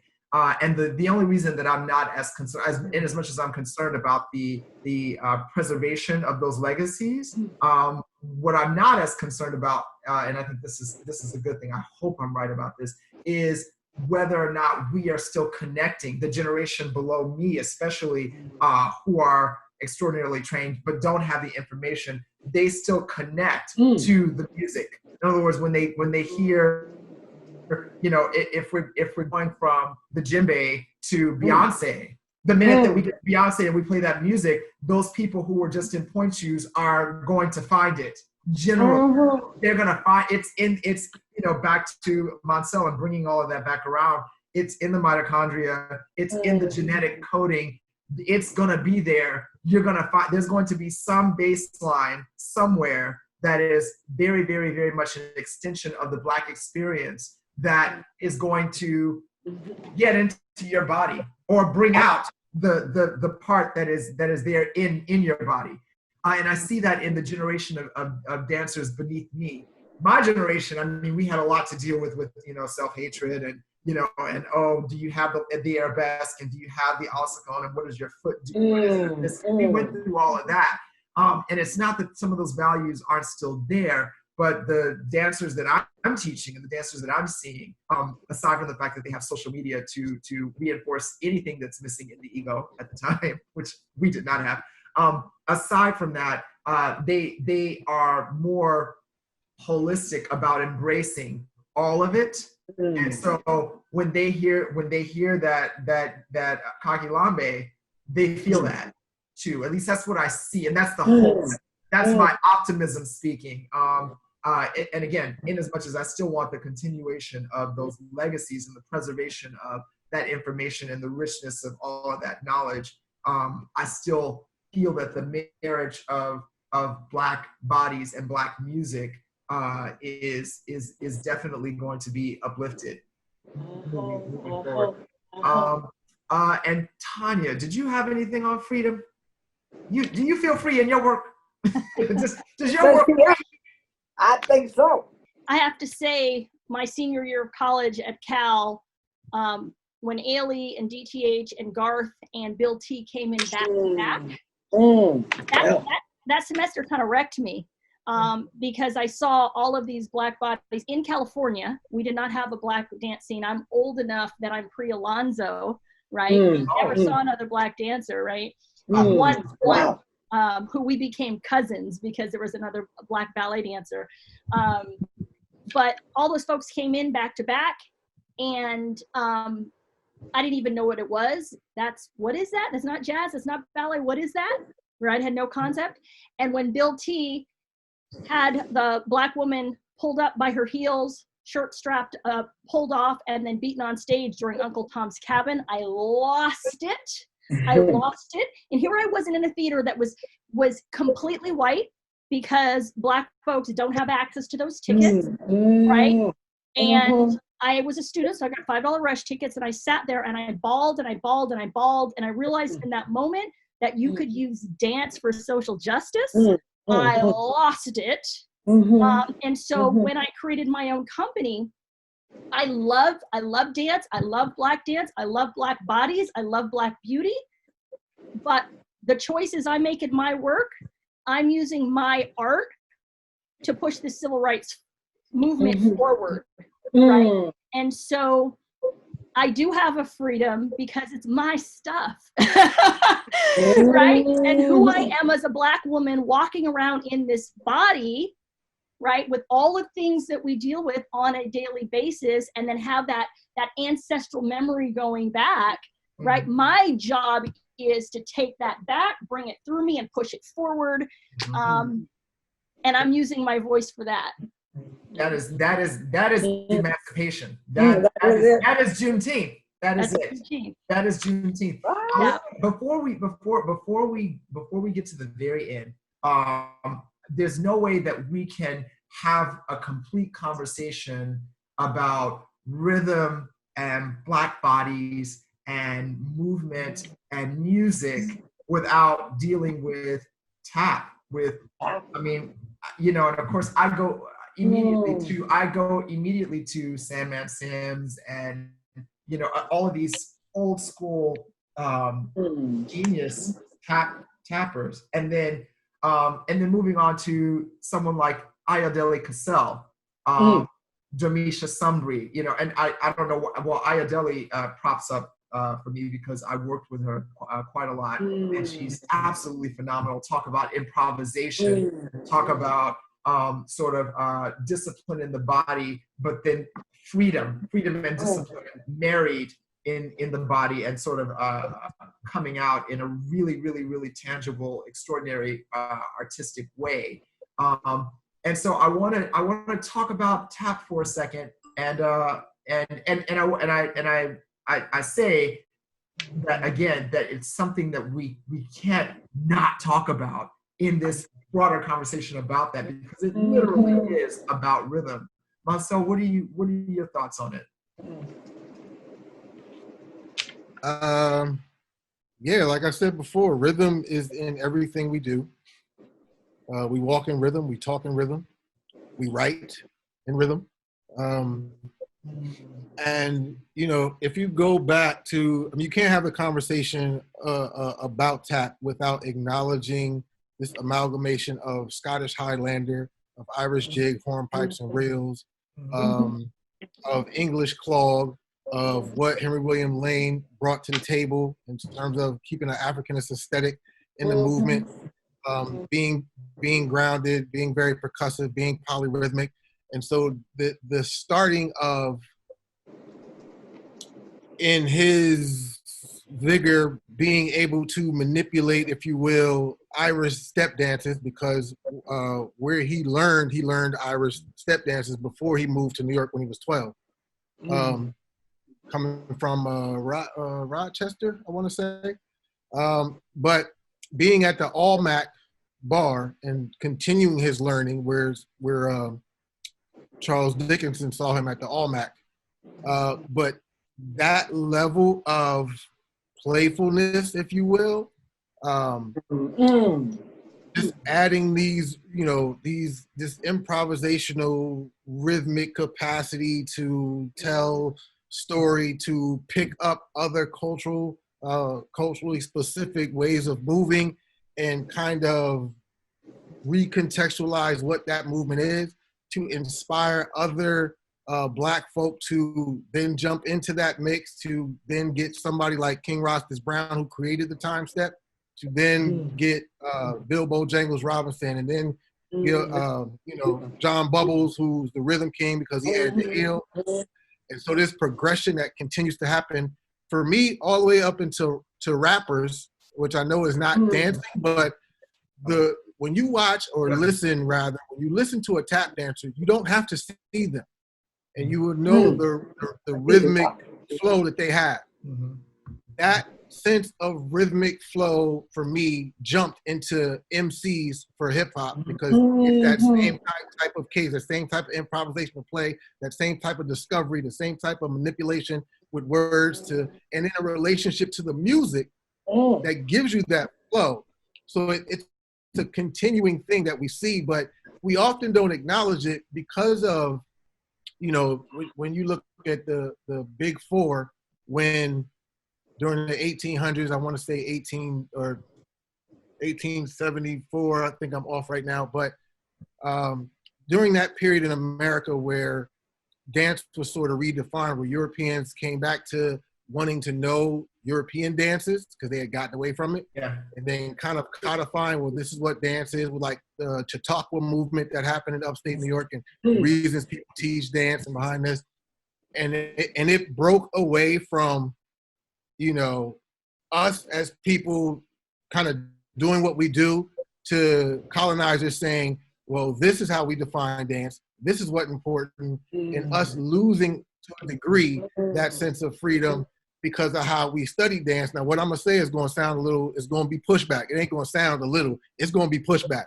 I have strong issue with, and this is no disrespect to the form, because I love the form, but I have issues when I see Black bodies doing ballet. And especially from my elders who grew up under Jim Crow, let me explain why. Talking about this idea that we need to assimilate. We were straightening our hair. We trying to fit in. And then we pass this idea on to our kids. I cannot tell you how many Black ballet dancers I have seen. They got the Black art on their wall. They got the Black hairstyles. They got the Black fashion. And then as soon as you start talking about hip hop, oh, that's not real dancing. Somebody done tweaked your mind, because what we do is it in every facet of improvisational games is it. It is technical. You just don't understand the technique of it, which is why everybody can't do this, because they don't understand that relationship. And so the rhythm is in that. The rhythm is, I'm connecting it all. The rhythm is in the tap, and it's like when you talk about rhythm, yes, we cannot talk about rhythm without talking about tap.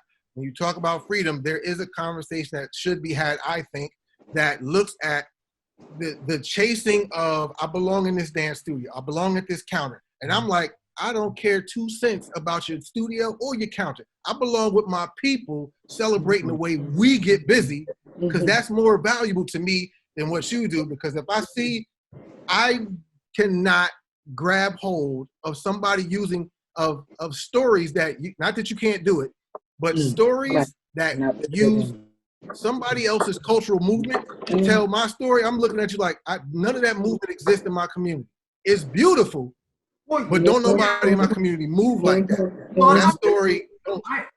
I hear you. I hear you. And I think there's also a conversation. There's also a conversation that at some point we can have. I'm sure it's been had several times, but about also the appropriation of Blackness in classical ballet. I mean, that's, in other words, I mean, going back to sort of what I was saying about where we were with self-hatred, sort of as people who were pushed to ballet for the context of technique and sort of being superb and being fabulous artists at the expense of everything else. There, in the context of that, we were not educated on all the ways that Balanchine co-opted, us. So, being enamored. It all goes back to Black. Ultimately, it's just about getting that information out there so that we can see ourselves in that too, but see ourselves thoroughly in it in a historical context as well, and not just in a sort of we are white people who are the purveyors of this art form, and then we get to sort of hold complete agency over all of it. And I'm not saying don't study it or do it. I'm not saying that. I'm saying understand the value in both. That our social cultural differences is like learning a language. You're learning cultural movement. No matter what dance you learn, you are learning the way those people see themselves as artists, as performers, as beings. And so we learn that, but you don't learn somebody else's culture and supersede that over yours. You learn both because you're speaking language, and it is complicated, but absolutely. When we talk about holding it down for the culture, to me, it truly is the tap dancers, because their training model is the training model that it has always been, right? The way in which the movement is imparted and the way that legacy is built into imparting that information about how you have to know this history, you have to know who Jimmy Slide is if we're going to talk to you about this technique in the classroom, which is something that is completely absent from jazz training. Not completely, a complicated discussion, but you know what I'm saying. When I see Jason Samuel Smith, Dermisha Summery Edwards, Derek Grant, they are holding it down. There is resistance built into their choice to even study the form in the first place, and their understanding of themselves as flame keepers, right? And that if you step this dance, you assume that role, and there's no doing this work and being halfway in and halfway out, because you literally get drummed out. It is beautiful to me, and I see that replicated in the true soldiers in hip hop, Moncel. I see that replicated. I also see how hip hop has been co-opted in the same way that tap dance has been co-opted. So it's this weird, mirrored parallel journey that both are on.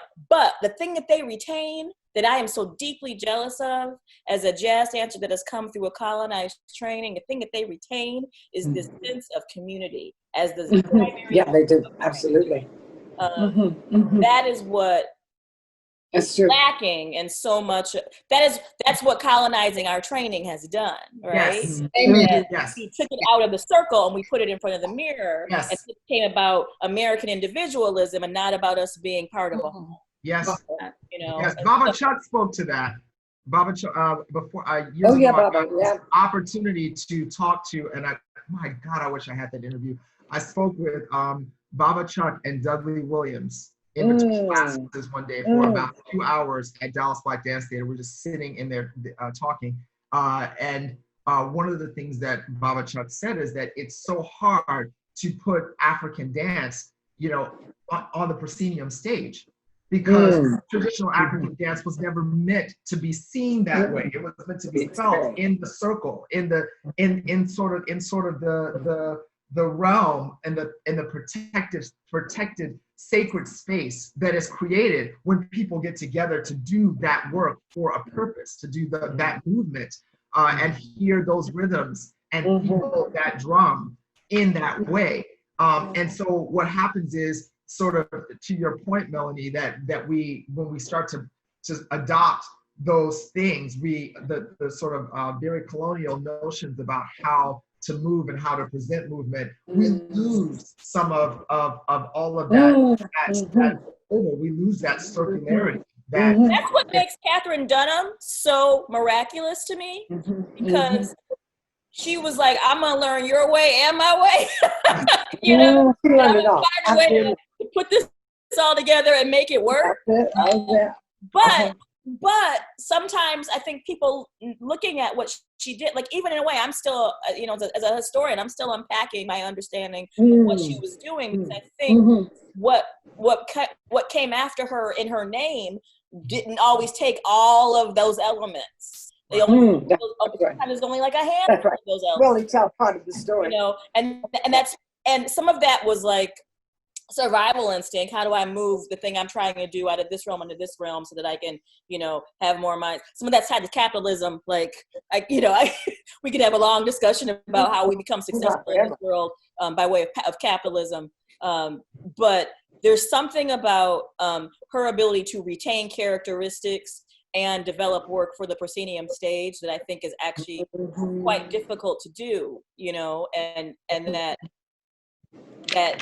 also not actually in our training model either. We're given information about the venue in which this stuff occurs, and we may be giving information about the way we should be learning the dance, but we're actually not learning we're not really learning how you have to make those things be in dialogue with each other. We're mostly just transplanting and you put your peanut butter into my chocolate. You know what I mean? Like, but we're not actually figuring out how to make some new concoction out of this thing. It's just a Reese's cup, It's not complicated, right? And what actually doing was so much more complicated than we're actually able to put into words, because she was a dancer and a dance maker and an anthropologist, and I'm not an anthropologist, you know what I mean? Like, we're not learning all of those tools that she to be able to make that thing work. I'm not at all trying to say that people who are making great work without having all those things is interesting and valid, but I am trying to unpack the fact that the place that Black dance lives in a colonized world is so much more complicated than inclusion and visibility.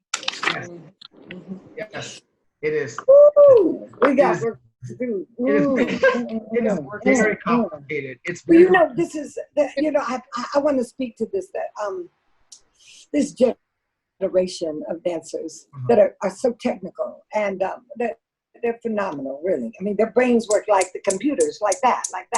The millennial generation, the youngsters. The millennials are like 30 years old now. There's another one. What is it? You talking about? What do you call them? Z, right. Oh, Z, yeah. Yeah. But if you ask them Moncel, they don't even know how to respond to this. So this is why I think this panel is phenomenal, that we can have young people expand their thinking about what are they going to do when they're carrying the torch, the torch, they're going to carry it. But if we are not giving it to them and we're not in those institutions to provide that education, it's another it's another level that's just not happening. You know, I always think about my auditions. I used to audition in New York all the time, and I'd have hundreds of people come to the audition. But and so they might be able to do some things, but when you get them in the studio, you start working, and you're asking for that authentic place, and you want some improvisation, and you're like, sometimes they can't bring it on. I'm like, oh my God. So how do you discover, I mean, that intellectual side that we're talking about right now, because they don't get that in the universities. They're not getting them. No. And so that's where I think we have to go. If we want that from the dancers, we better bring it to the dancer. We got to bring it to them. And so often they're not getting it. I mean, the whole Dunham experience that I think that Tanya and many of the Jamal, all of my dancers got the chance to sit with Miss Dunham. She'd wear you out, but then she would challenge your intellect. Yeah. And then she'd get you up and say, now I want 3 pirouettes and a grand basset and a petite allegro. Yeah, And you just spent 3 hours listening to Now her. do young balloon. That's right. And then now And you're cold. Now you're cold. Get up. And absolutely. And I mean, she demanded it all from you. And I think we have to demand more of our young people. We have to stretch them more, because I mean, I want to say in LA, we did a wonderful conference where we brought the tap dancers out. So seeing the Nicholas brothers, who my cousin Ann Williams danced with, I mean, when you see those, you know, technique, what technique? You can't even figure out where it comes from. Right. You don't even know how to even, you know. It was to phenomenal. Marcel's point, that's actually the thing, is sort of is the beginning of it, is getting everybody to value the level of sophistication and technique involved in all of these different disciplines of dance. You know what I mean? Especially the ones where we live and where we thrive historically. You know what I mean? It's people to understand that. I mean, I've had this argument with a close friend of mine who was a phenomenal dancer, and she always says she feels better. She's a Black woman, and she's accomplished, and she always says, I feel so much better when when someone asks me to do, you know, the technical thing, the petit allegro or the whatever. And I go, and she says, I said, why? And she always says, because I feel in that moment like I have, you know, technique. And I always remind her, I go, well, you learned Dunham, right? And then you learned Horton, and then you learned at West African, right? You learned, and so I'm going, all of those are tap. Do you learn tap too? All of those are techniques. They all count. And just because it's not classical ballet doesn't mean it's not technique, right? And so starting to get people into the idea that all of these things actually matter, and that technique, all technique is discipline in the body, right? So what kind of discipline do you have in your Black body? And once we see that and acknowledge that, then we can honor it and we can respect it, right? And then if we can do that, then it'll be easier for us to teach this next generation, the youngsters, that now it's important for you to get academic, and now it's important for you to read text, and now it's important for you to go pick up, you know, Halithu Osmari's book, or Dancing in Blackness, or any of those, you know. Now that's when you get into that, because at that point we have educated you on the value of the discipline in the Black body outside of the context that you think about it or know about it, or that you've been colonized into it. But you know, I've been thinking, because I wrestle with this with myself every single day. The decolonization of your mind is a hard road. I have to catch myself and break down, like, what are you thinking, and why would you think that, and why would you even almost say that out loud? And you know, so it's an ongoing positioning. And the whole idea of progress, I've worked on this a lot and done pieces around this. It's a tricky thing, because it's almost inherent in progress that something becomes obsolete or no longer of use. And if we're marking our progress on the notions of our colonizers, if we're marking our progress in dance, we've achieved the highest, and we're going to call the highest classical ballet. Well, that's going to present a problem, because that's going to mean that everything else that we sort of were allowed to do or thought that we're supposed to be able to do well is no longer of importance to us, or that ties us to a time that's of the past, or ties us to a time where that's obsolete now. Because my goal is progress, which is a good thing for everyone. But what we equate as progress is where it's skewed. When we have some sort of like youth pageant or something, she speaks well and she wrote a beautiful essay, and she also does classical ballet. She's the one. It's not that she's a great orator and she wrote a beautiful essay and she's killing it in West African, or she killed that Lindy Hop. Yeah. We're doing it to ourselves. We're thinking tap, jazz, authentic jazz dance, Lindy Hop. That's what we used to do. We don't have to do that anymore. That's a reminder of what was. Instead of thinking that that's part of us, it's part of our culture. We can't exchange progress for saying aspects of our culture are obsolete. And I think that's what happens. Well, and do you think part of that too has to do with the fact that right now, I mean, and this is just something that I've seen in society, we don't have the same cornucopia of options in anything anymore. I mean, it's like you have either a Droid or you have an iPhone. Those are your options. I mean, you know, those are your options, right? You're not going to have a flip phone. You can't have a phone with buttons, actual buttons on it anymore, because guess what? It's obsolete. It's obsolete. Yeah. Before, there was a period where you could go and get any of the above, where we're just adding on, right? We're just adding on to the menu of options, of offerings, of things that we can actually get. And now the culture is, no, we're not adding on. We're doing away with it. We're just right here. And then we do away with it. We're just right here. Is that part of it? The culture. Institutions don't offer the culture. If you're getting into, if you're going into higher education, that's not part of the curriculum. I taught my first semester at a different higher education institution here in LA.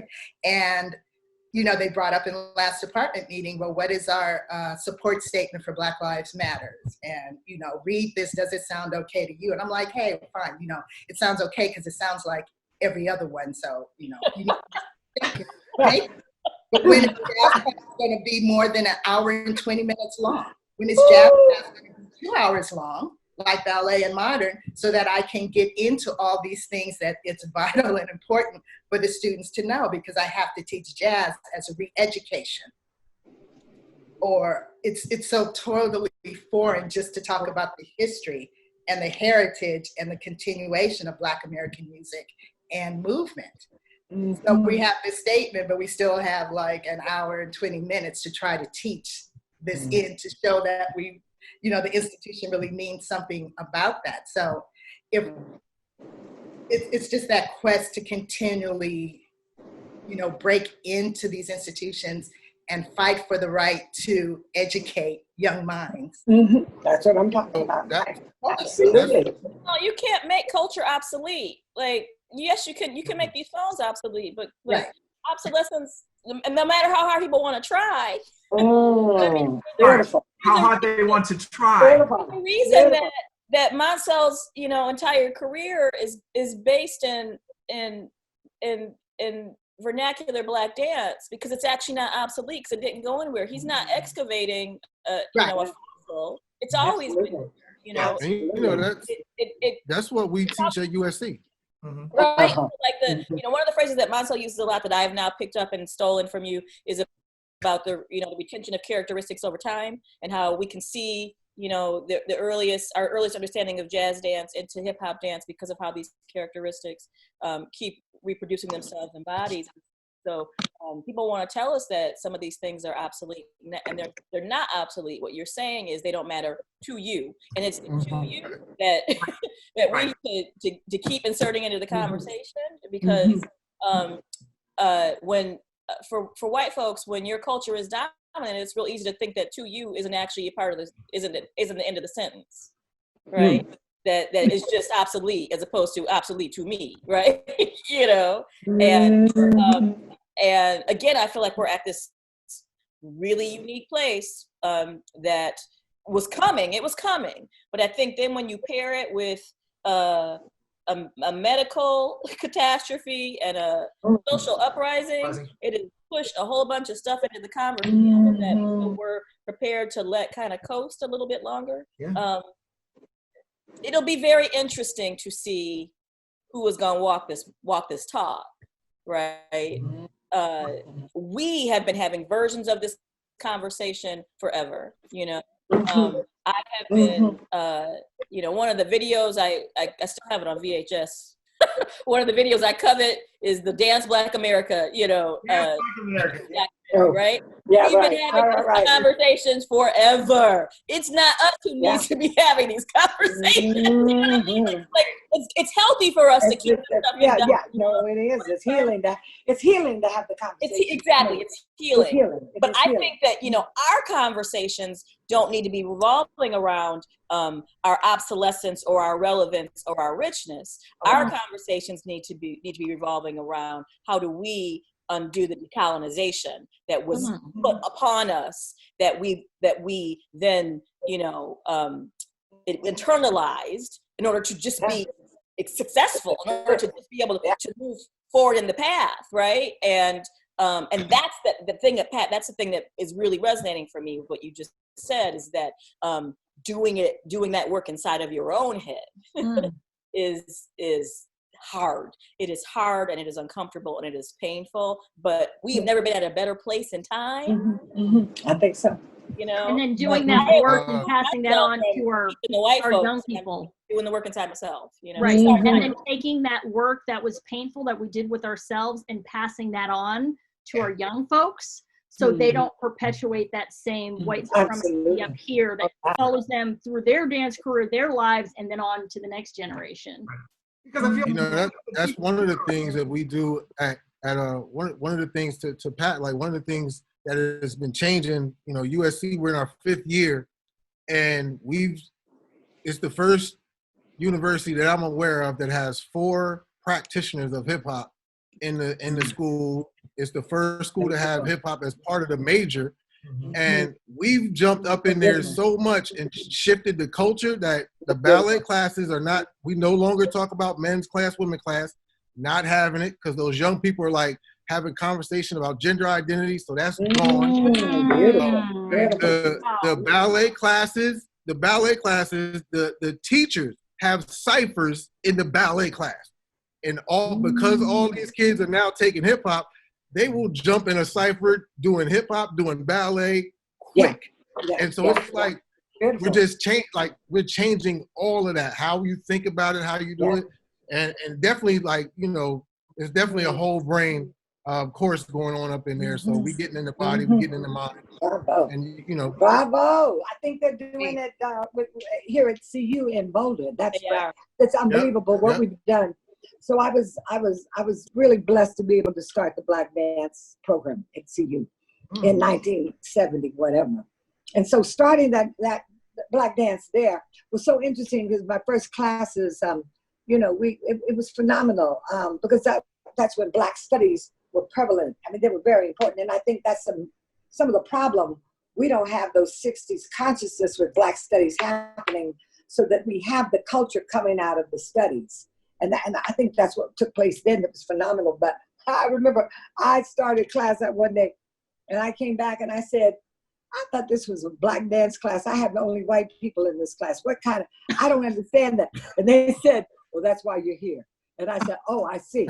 So, but what we've done in that amount of time to change the culture is phenomenal.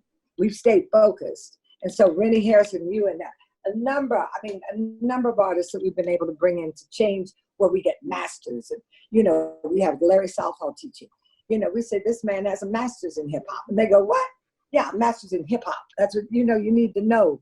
That's a critical place. So it's taken a while, but I want to talk about Tally, because what was interesting, you spoke about Stack Up. I want to go back to you now, Melody, because, you know, Tally was very interesting, the way he talked about what influenced him in terms of his movement and his choreography. So we were doing interviews, and I think we had some of the CU students and so on, and Black studies up there.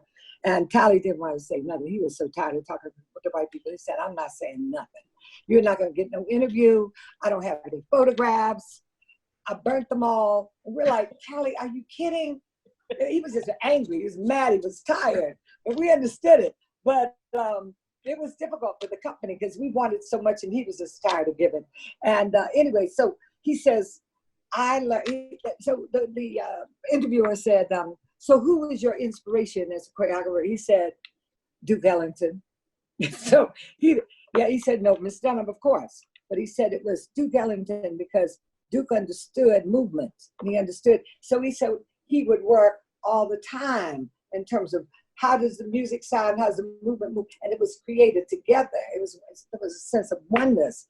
It's not like we don't have those musicians in classes anymore.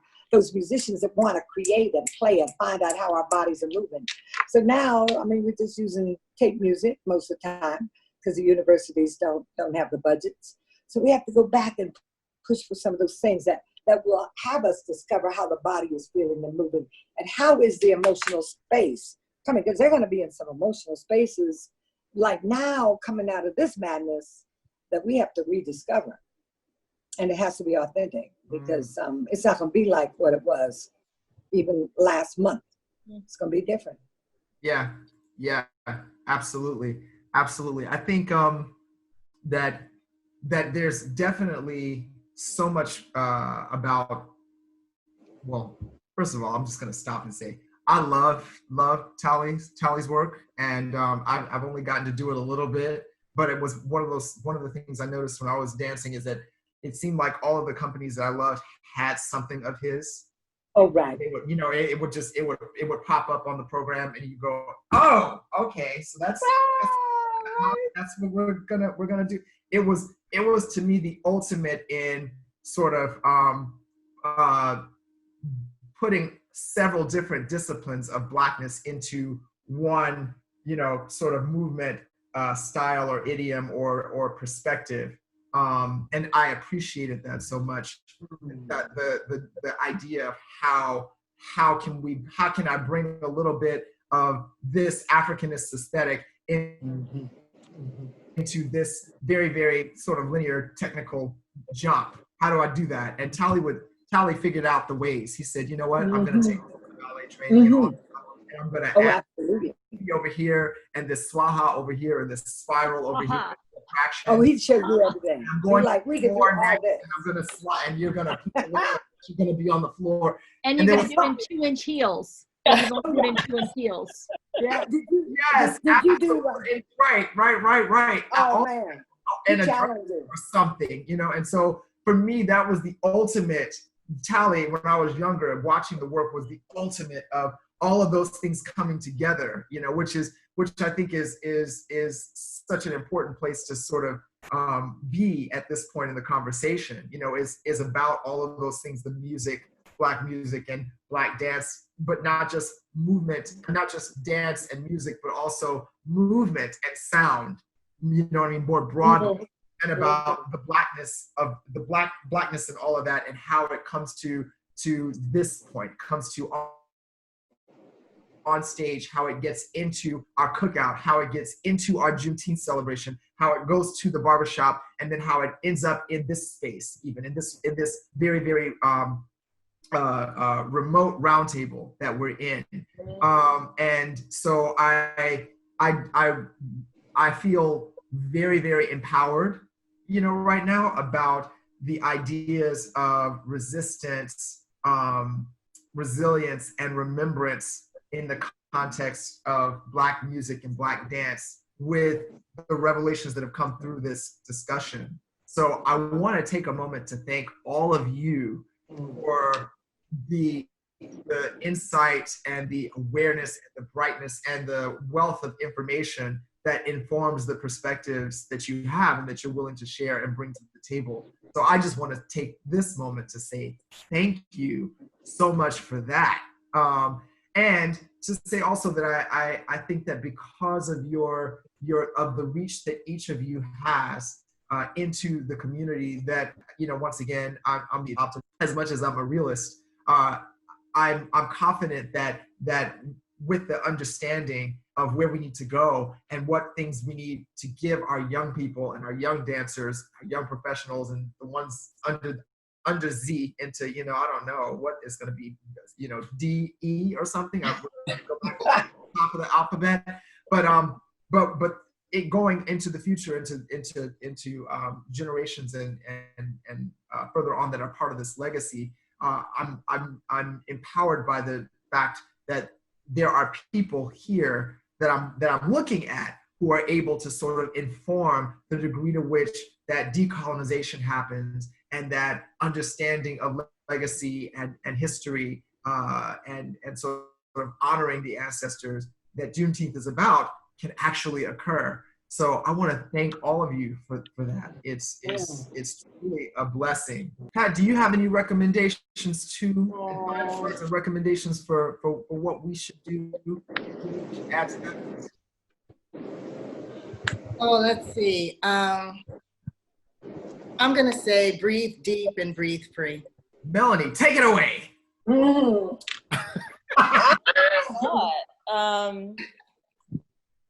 I don't know. In thinking about the dance and the music, my final thought is that when you shut this Zoom call down, audience, that you should go dance and listen to some music in your own living room. And so I'm going to say my recommendations are: listen to Charles Mingus, listen to D'Angelo's Voodoo, and listen to, I need a woman in this mix.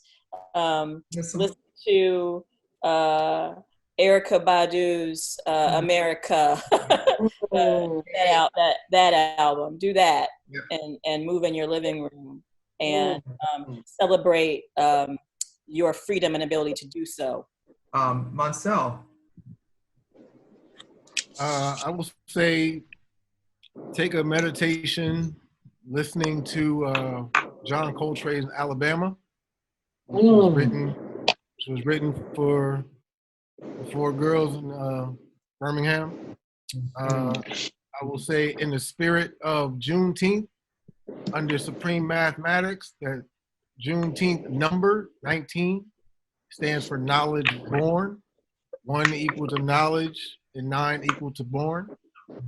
And finally, in the practice of moving, I leave you with my definition of dance, which is discovering the autobiographical self, negotiating creativity and expression.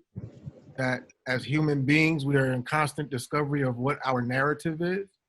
We are always negotiating our body, our mind, our culture, our gender, our space, our words, et cetera, et cetera. The creativity then becomes the production of those things, and the expression is the space that we allow ourselves to be vulnerable enough to share our inner core feelings with others, but more importantly, ourselves, because we tend to deny self first. So to Melanie, dance. Tanya. I'm here. Okay. Yeah. I just want to say that we come from a long line of survivors and thrivers at all costs. We've been here before. We've been in a lot worse places before. We have all the skills and our bodies, our minds, and our spirits to get us out of this place and to push us forward. We have a window that's open right now that is maybe the biggest window we've ever had in history. And using whatever skills we have, in our case, it's arts, right?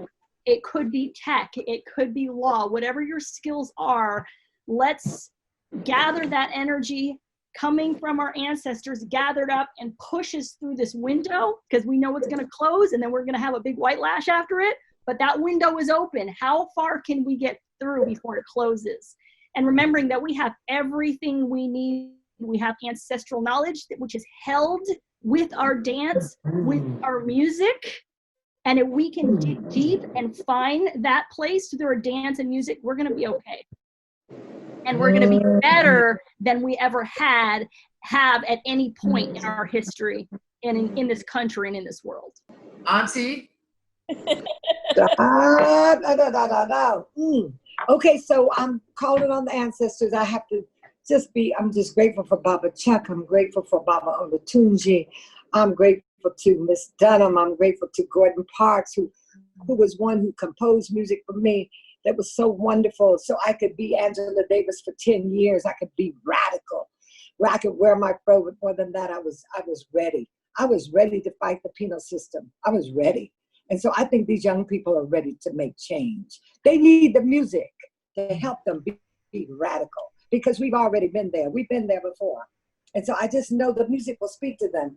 We did the Ball of Confusion. I remember I said, you know, I opened up at the Lincoln Center with it. And I just knew that we were singing it and we were saying it. And we knew we were going to be in a ball of confusion. But we knew how to pull it together. It didn't scare us because we've been there before, but we know how to align it. And it's with the music, and the music's healing, because we're going to need some healing time. But we need to be able to step out and be really, really about change. And so I said change is going to come. I already know it. Change is going to come. And we are the ones that we've been waiting for. Yes. Hey. Yes. All I have to add to all of those riches is that as far as music, I think a Miles Davis for that resistance, a Nancy Wilson for that understanding of how jazz and Blackness and all of those things come together in such a way that everybody has to just sit back and be in awe. Absolutely. Just be in awe and in the space of that energy. And I would also say anything by Nina Simone. Please. Anything by Nina Simone. That's the one, Nina. Right. And then in addition to all of that, I think the dancing to do is anything that involves you closing your eyes and listening, and then allowing yourself to hear, to feel the ancestors, and to feel your DNA, and embrace improvisation, embrace what that feels like, to allow your body to be, to surrender to all of that, wonderment and all of that positivity into this space.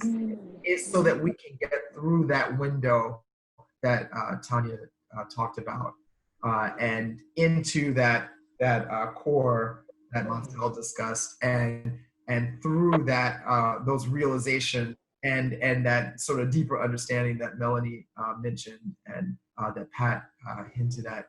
I think those are great final words. I'm taking all of the advice. We all are. I just I'm taking all of the advice, and I'm listening to all the things. Okay, and I'm so excited about the future of all of this in your hands, for sure. So I thank you. And Jamal, we love you, honey. Thank you for bringing all the brilliance you bring on every level. You can do everything and anything. That's what's so beautiful. Thank you. Thank you. Thank you for this opportunity, honey.